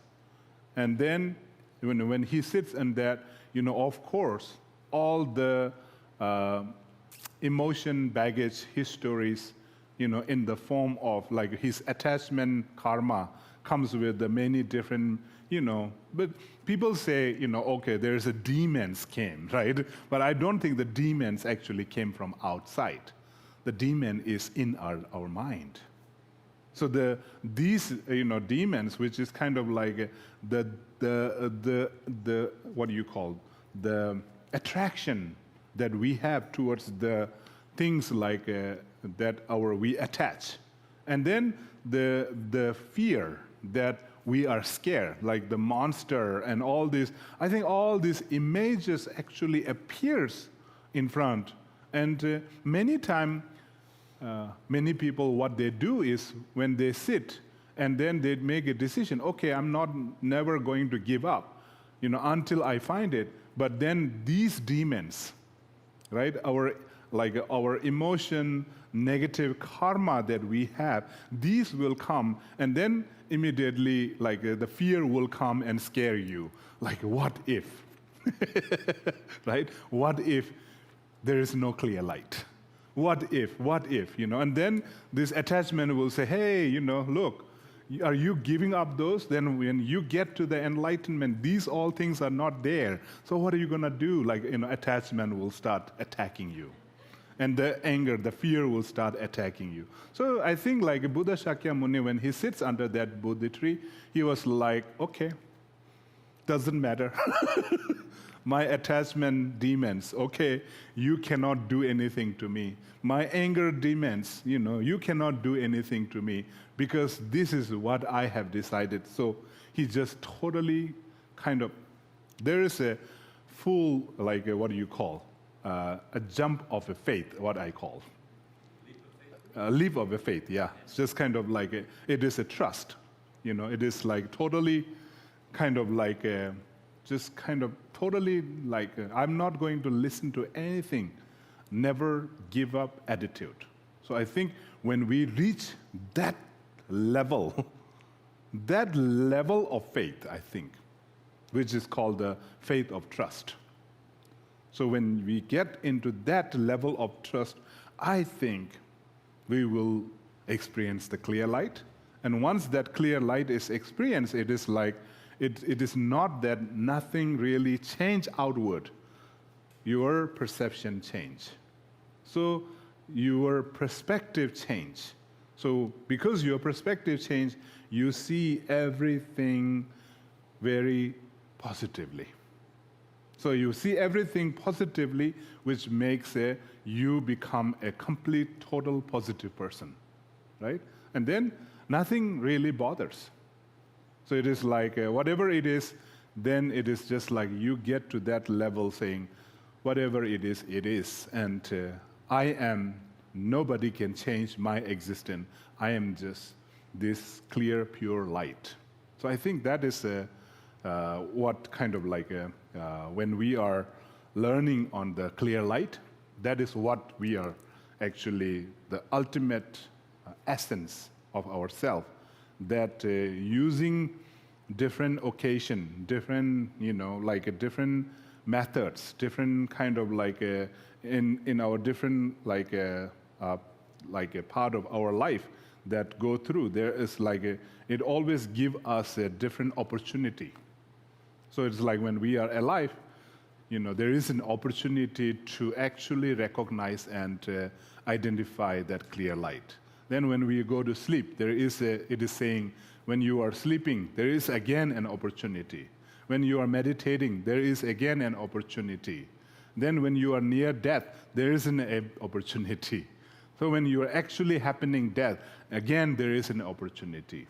So when you are in the Siva Pardo, which is the existent Pardo, intermediate state, again you have the opportunity. So it is to show, I think in the Tibetan Book of the Dead, I think it is to show that, grab the opportunity. because there is always an opportunity. So just kind of like, it depends on individual. Like when we are totally devoted and when we are totally ready. Yeah. So I think when you are totally ready, I think it's just easy. So when we are not ready, I think it will kind of take us into many different road and path, I think. Yeah. Yes, yeah. What impact might a sky burial have on one's rebirth realm? A sky burial. Oh, in Tibet, what is the benefit of sky barrier? The impact. I think it's just kind of like, it is just a cultural thing. I think that culturally in Tibet, we do a sky barrier. And I think, I don't know if these days people do, but maybe in some remote part of area they do. But it is just kind of like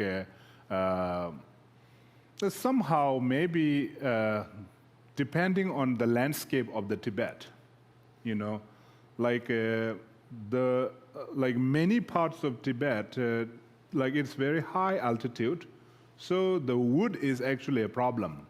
Not all part of the Tibet, right? So it is just kind of like a burning, maybe the, you know, because even though Tibetan culture is very connected to Indian culture, in India they always do the, you know, cremation, right? And the religion, their culture is to cremate. And then I think maybe we want to follow that, but we didn't have enough wood, and we don't want to waste the wood, I guess. Because, you know, they want to use the wood for their heating and cooking, you know. So it's kind of culturally, maybe it had some kind of impact that way. And then there is a, you know, option. So maybe the culturally came up with the, because Tibetan very much based on sort of like being generous and useful to others. So maybe they started with, okay, so the body is already dead. So, you know, instead of cremating it, what about just cut it and feed them to the bird? You know, because in the high, somehow maybe in the high Tibetan, you know, mountain Himalayas, I think there are many vultures. So these vultures are actually, you know, waiting to eat animals' meat or something. So somehow, maybe that started, maybe a lama or, you know, some master has started saying that it is, you know, it will be beneficial, but somehow you become the food, your body become the food for some animal. Maybe it is a good karma. So I think that is how it started. So that is why they do the sky burial. So it doesn't have an effect on the rebirth realm? No, I think it is because the sky barrier actually is a Tibetan cultural thing. It doesn't come from India, you know, because many of our religion actually come from India. So that's why it just kind of, there is no kind of afterlife kind of impact. So it is not like you will be born as, you know, good or bad, or if you do that. But I think just somehow, like in reality, it really doesn't change, you know. When the dead body is dead body, so whatever it is, you know. So it is just, you know, if whether it is cremated or, you know, buried or whatever, the essence, the real essence is already gone. You know, the real connection, I think it is just like, of course, the body is a medium for the connection with the, you know, just kind of in our life. But when we are actually, create this relationship with the, you know, people, I think it is not, the physical reality is just a medium. But the real connection that we should actually feel, or we should actually establish, is this kind of like a essence, the light, or sometimes I think you use the soul, right? The soul kind of like a connection. So it is like the connection, if your connection to the person is just merely a body, then I don't know. Then it is not really deep connected. You're not really deep connected. To be able to kind of like connect deeply with the person, and then somehow it kind of like it goes like a little bit beyond the body. So it is like first of course the body plays an important role, but once you connected with the person, then it is not a physical body kind of connection. Even the body is if even the body is dead, or even the body is gone, or like just kind of like you like a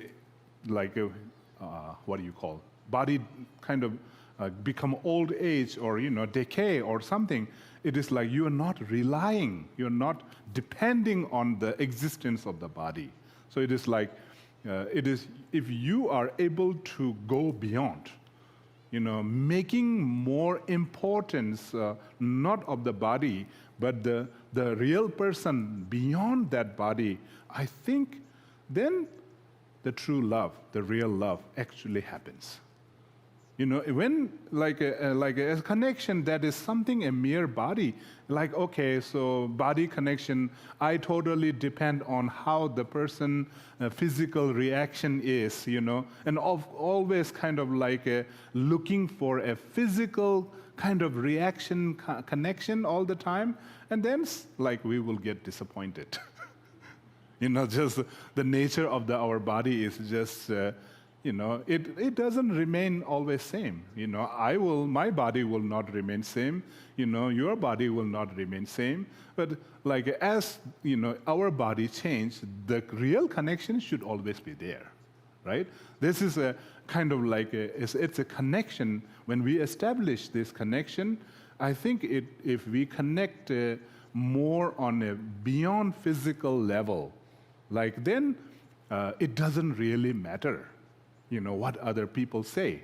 We don't get sort of like too much kind of like upset, or you like just kind of like okay, now you are saying something to me, that's why I don't have a connection.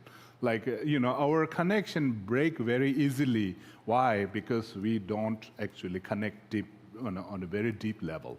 And that also, it's a mutual connection. The connection that, if it is a one-sided, it will not connect. So it should be always a mutual, like a person, if there is a connection between the two persons that feel, then mutually they should actually connect on a beyond physical level, I think. So that is a kind of like it is called the pure love. So that is why like even like our loved one die, their physical body is no more here, but you are not disconnected from that person. You still connected. Because you are not actually depending on their physical appearance to have that connection. So like when the body is no more used, then it is just kind of like, okay, body is body, just leave it. The real person is there that I feel connected, Yeah. Yeah. We're at the age where many of us, including parents, family members, and dear friends, could you speak to how we can benefit young in their transition effort? On how to benefit the loved one who already passed away? Yeah, I think it is kind of like there are many ways. The best thing is just kind of because loved one, you already have the connection, right? You already have this connection, and somehow, as I said, this is not a physical connection. So it is just kind of like you, time to time, you actually bring that sense of connection. And with that sense of connection, just kind of like generating some like a pure wish or pure love towards them, I think that's the best way to benefit them. And then just kind of like, sometimes we need some kind of physical, kind of, to remember them. So just kind of like having their photos, and then just with the pure love and pure wish them well.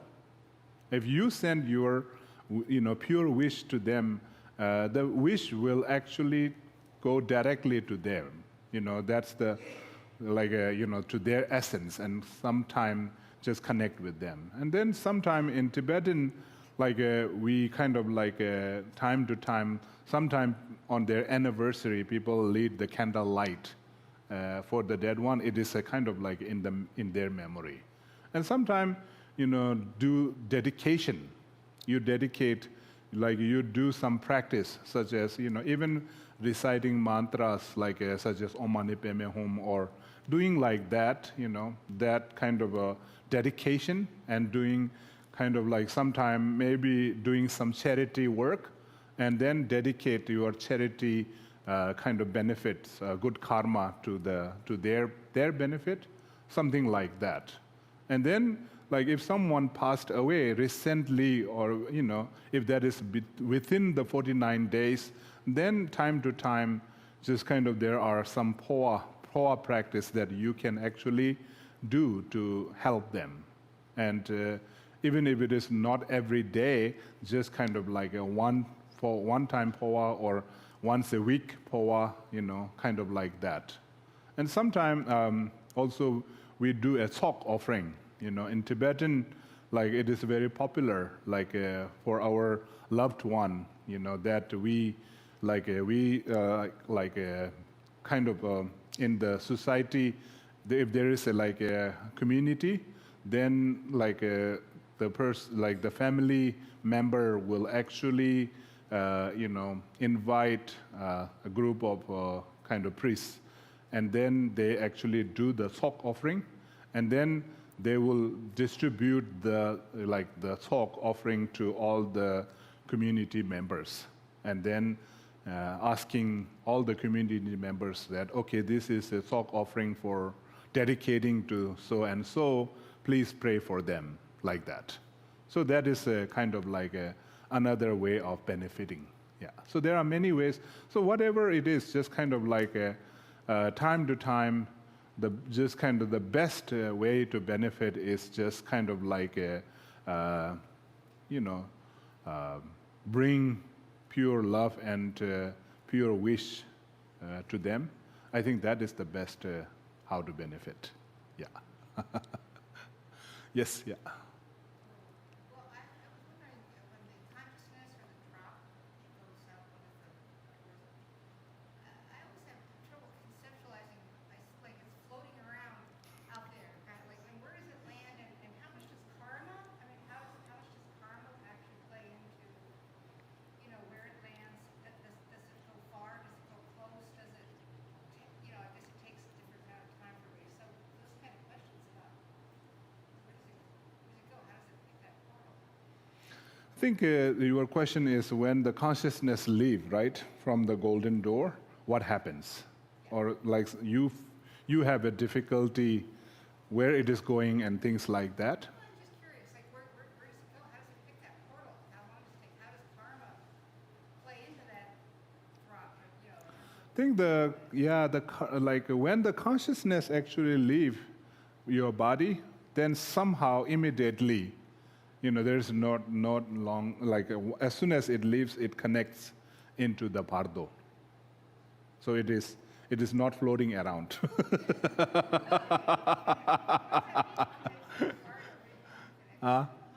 mean? Pardo, there is actually a intermediate state, which kind of automatically out of your karma. There is the Pardo Yiglu, which means the body that is made out of light. So you will have a body that is made out of light. So your actually consciousness connect with that body. So it is a subtle body.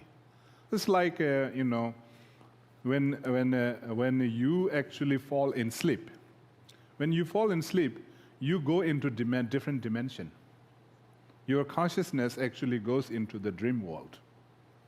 So that is kind of like it goes, like as soon as your consciousness goes into different dimension, then it connects with the different, there is another frequency that is actually ready for you. So it is like when the consciousness actually goes, that time actually kind of there is like an intermediate state dimension, which is already, so this existence actually came out of your karma. So your karma is your karma actually prepare for you. So your karma will prepare the whole existence there for you to connect there. So that is how the karma actually work. So somehow, when our consciousness goes into the mother's womb, where that is also, there is not this, the shell is not only created by the father and mother. Behind that, your karma is there. Your karma actually affected somehow to have this.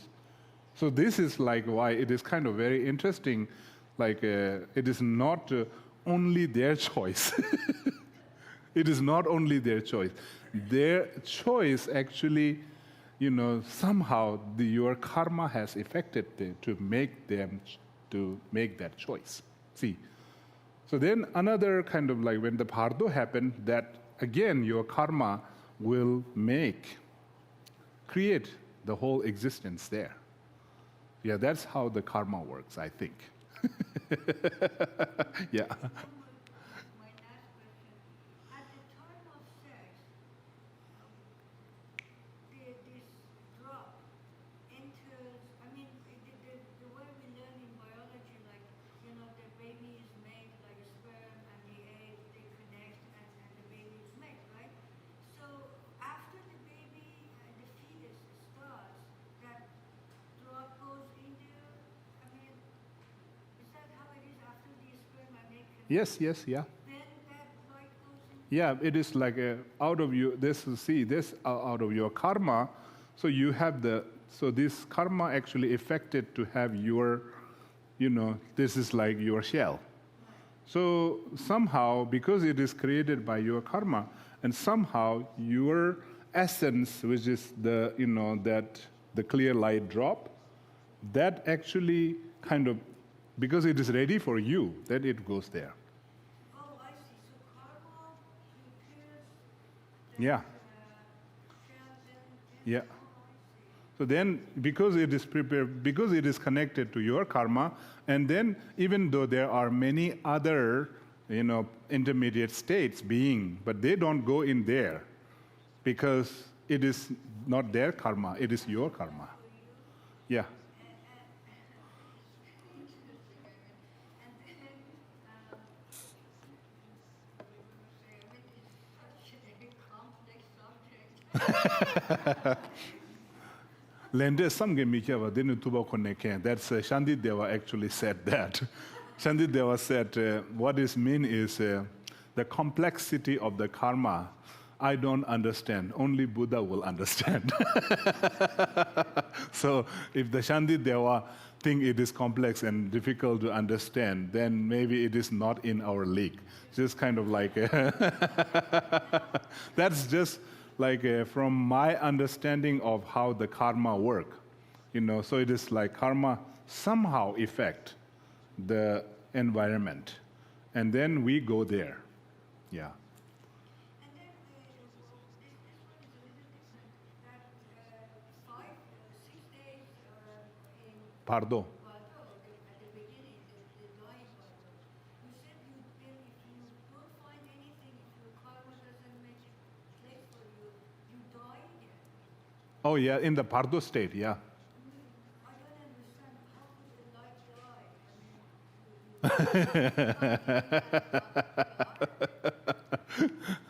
the star dies, why don't light dies? Right? Big star, such as the sun, dies. So the light body will die too. But I think it is just in the text, actually, it says that the what do you call, lifespan, right? Lifespan of the Pardo being is 7 days. So somehow, maybe it will change. So it's just kind of, it die means it change another light body. Maybe that light will not stay more than 7 days, and then it, have a new light body to connect with that. Where does it go? Go to a different body? No, that's same. That's already in the Pardo, but it's like just kind of shifting, changing the body, light body. I see. Yeah. So it becomes a different light body. Yeah, it's a different light.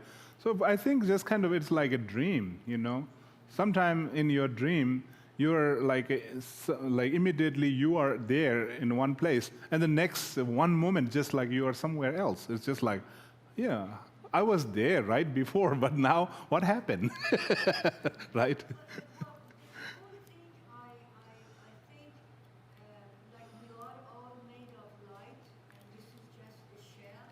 I always say spacesuit. So to me it makes sense. It's a spacesuit because we need to survive in this world. And when it's not necessary, this light leaves. Okay. I get that. But I'm thinking we only use 10% of our brain. That's what they say. But actually, some people say it's a myth. But I'm thinking like at the time of death, that 90%, I guess, gets exposed to a lot of information. Maybe that's why we need that we only use a little bit of our brain, but at the time of death, then we get like exposed to a lot of information. That's why we need to keep that. Yeah, so I don't know about the brain, because brain is actually such a complex thing, right? So it is, I don't know, just kind of like that is kind of like how the transition, like like near death and actual time of death, they are like the crucial time. So that's why maybe using those crucial time to understand the clear light. Yeah. Yes. Yeah. Yeah.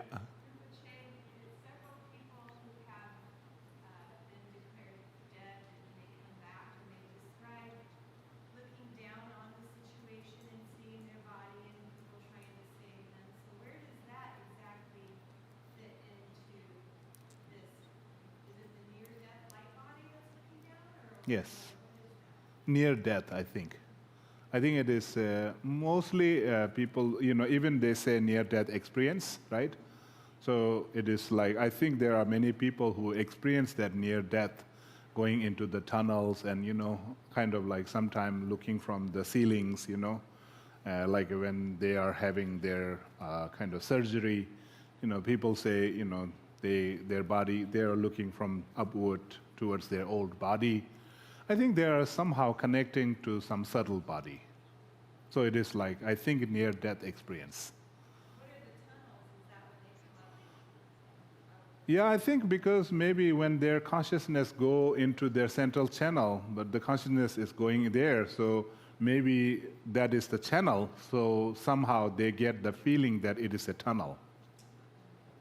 Because it is a channel, so like I think it is just kind of like understand, okay, now this is going through the tunnel, and then they reach somewhere, and then it just kind of like, it's not totally dead, but just kind of like they still kind of like, connecting with the more subtle body.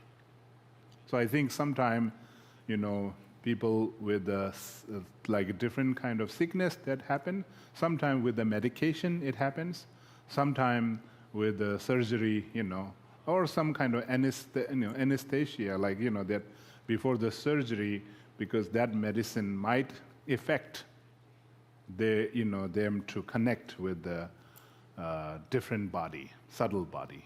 So I think that is why they are, many, people will experience that way. So it is like, sometimes, people has a kind of like a heart attack, and then their body goes, kind of out, and then when they do the, that thing, then coming back, they get that kind of, I think those are all near-death experience. Yeah. So does anybody actually go into the death and the hard death part of like that?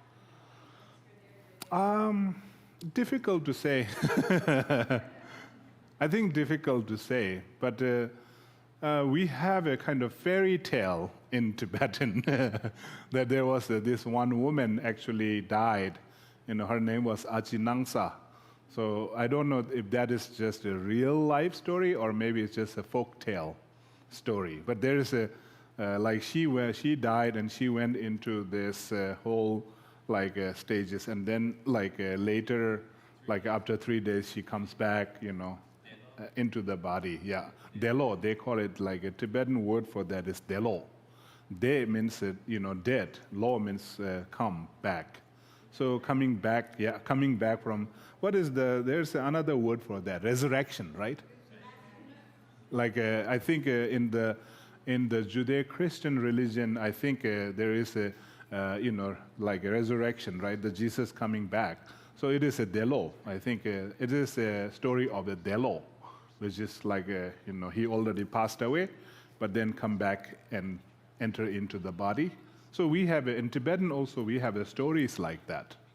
So I don't know exactly, but in my case, I never met anybody who actually tells me that they died and then come back. So I only heard that in the story, like the story of the Jesus Christ, and then story of the Ajinangsa, which she comes as a delo. So then there are other kind of stories like that. So actually, that part I don't know. Yeah. is there a benefit of keeping the body intact for a couple of days, 3 days, 7 days, or having any special ritual during that time? Yeah, actually, Tibetan traditionally, yes, there is a kind of depending on the person's condition. So it is not always, as I said, in the book, actually, it's a 3.5 day maximum. But then, not always like that, because Tibetan actually follows the kind of astrological thing. Like we have a kind of certain astrology that people do. And then in the astrology, the astrologer will actually tells you when to take the body and when to cremate, when to do the, burial thing. So that is why it is depending. But body itself, not basically they are just sitting there and they don't do anything. They just they don't decorate the body or wash the body, or I think in Tibetan we don't do that. But I think in then some different culture, such as India, I think then they do something different. Many times they bring the body to the river Ganges and then wash the body with the Ganges. It's in the name of purification. So that's another kind of but I don't know, in Tibetan, we normally just kind of leave the body as it is, So then, sometime for the spiritual kind of a master, then they do a little bit different. They kind of they wash the body and then they put the whole ropes and then putting, different kind of we call it the, Sambhoga Kaya ornament. So then they put it into the kind of stupa-like kind of dome, and then they put the fire. So it's kind of like a stupa. So that's kind of whole another kind of thing. But I don't think they are doing that to help the master. I think that is they are doing out of their own faith, because they have faith to their master. So it is kind of honorary thing. They want to honor They want to honor the death of their master. They want to honor the body of their master. So they do that kind of thing. But other, we don't specially do anything to help the individual with their body. Yes. Yeah. Yeah. I didn't know if you could answer this question about your beloved teacher and how you honored him. When my, master passed away. Actually, when he passed away, he actually stayed in a meditative state, just kind of for a few days. So that is a whole another kind of Tibetan has this when he passed away, just kind of it is kind of with my own eye, I saw the whole process, because when his body, he just kind of totally become pale, and then at the one moment it comes that he already passed away. But then right after he passed away, I think that's what we call tukdam. Tukdam means they stay in a meditative. It's like they actually kind of recognize the clear light. So they actually meditate. They remain in meditative state on that clear light. So that time, so everything actually, just kind of dissolve here. But still, their consciousness is not gone yet. So they are actually, everything is here. So then when they kind of go into that meditative state, because of the power of the meditation, somehow it will bring some physical change. So it is even though they are declared dead, no heartbeat, but sometime, there was my master didn't really stay for long. Maybe I think he stayed 3 days or something. But it didn't, there are other master actually sometime in South India, a few years ago, there was this one master actually, he stayed for 3 weeks or something. So he's and it was many people were really got kind of fascinated. And then some medical doctor actually came to check why. It's why, normally body will decay, as soon as the person's, medically or kind of pronounced dead. So then, they kind of their body starting to decay. But somehow, in his case, I think he stays in a meditative state, and then his body was not, smelling, and just kind of even though he's dead, his body was not dead. There was a kind of light in his body. So it remained like that for 20-something days. And somehow they asked the permission from His Holiness the Dalai Lama, that is it okay if we do some physical check? And His Holiness said, yeah, it's okay. I think his meditation is powerful and strong. You can disturb him. So this group of team actually went and then they checked, and somehow to their amazement or their kind of what they found was that there is a kind of body temperature. Body temperature was not totally gone. So they found he has normally we have a 98 Fahrenheit, but in his body there was around 50 something body temperature. They actually scientifically they came to know. So then that's become a question. So they were how come he doesn't have a heartbeat, he doesn't have any brain movement? Why this individual keep this heat? And so they actually came to understand that maybe that is the reason his body was not decaying. His body was not. So somehow, maybe that is the effect of his meditation. So yes, I think in my experience, with my master, after he passed away, I saw his face changed. Like he went into that death process of just totally kind of being pale, like just kind of pale. And then after he is already kind of dead, and what I saw was this, like the color came to his face.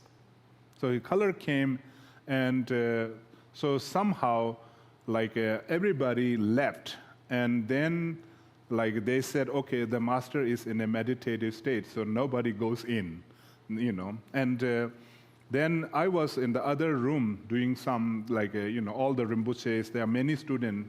His students were Rinpoches and the, senior monks. So they were all doing something there. And my curiosity, so also to actually pay some, homage to my master, even though they said nobody goes in there. And I went to pick up something nearby that, and it was just like, I don't know, there was this one smell that actually took me in. This, I cannot really, I don't know, maybe it is my mind made up that smell or what, but there was this like inconceivable smell that I have never smelled before, only one that occasion. Only one that occasion, this smell was just like, almost like an out-of-world smell, and I smelled that, and I was like, what is that? And I looked from the window, and I saw my master, and I thought, okay, where is this smell coming from? So I want to know. So I follow to, where is this smell coming from? So then I went in, opened the door, and nobody was there. He was lying there, and I just, went there and sit in front of him and did my own little prayer. And I was very blessed that actually the smell was coming from him. So it was a very interesting moment. And then after I finished my prayer, I kind of sneak out. I sneak out, and then some Rinpoche actually saw me, and they are like, so you went in there, they are kind of pointing finger, and I'm like, just kind of my little, naughtiness, wilderness actually came out. And but after, there is actually a sign when they are out of that meditation. The sign actually is that from the nostril, there is a white, kind of like a white stuff will come out, red stuff will come out, because it is connected to the two channel. So somehow, from the right nostril, the red drop will come. From the left nostril, the white drop will come. So when that drop comes, that is a physical sign. That is the physical sign that then they are out of that meditation. And it is very interesting. Once that things fall, and then body start to decay. And it's like starting to smell and stuff like that. And before that, it is not. I don't know, somehow. And then there was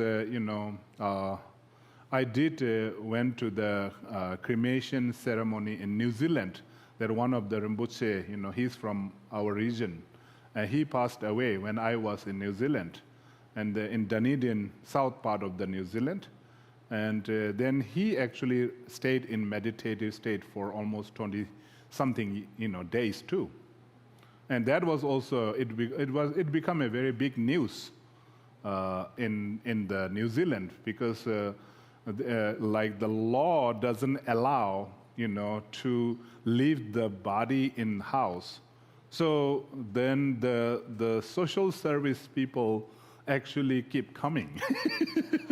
Because, they, somebody is already dead there, but the social service, they are concerned about the community. So they actually came, and then, I don't know, somehow the city council they were all kind of like curious, but they didn't really kind of made a huge kind of like order. They said, okay, they sent a team, medical team, and then like to check if there is a smell or fall, and things like that.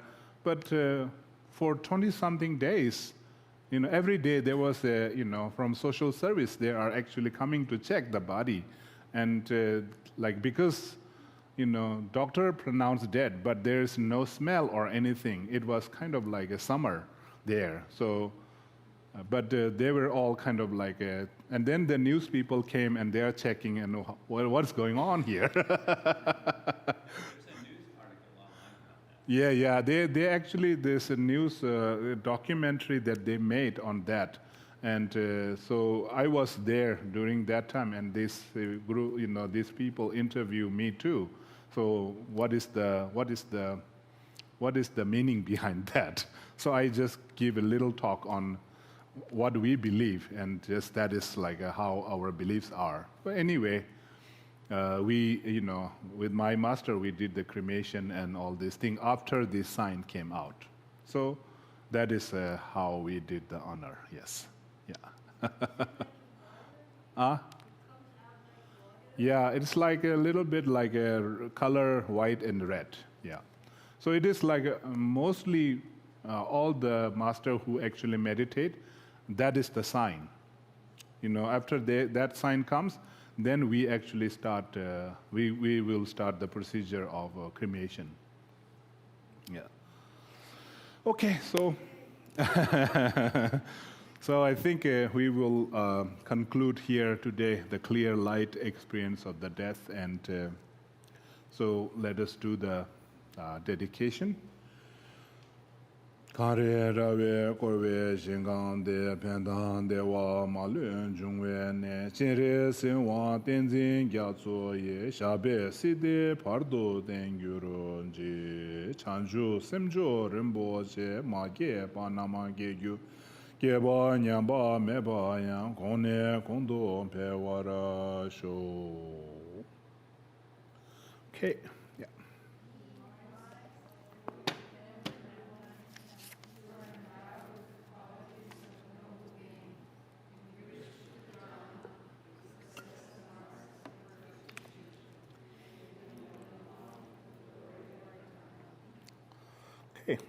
Thank you. Yeah.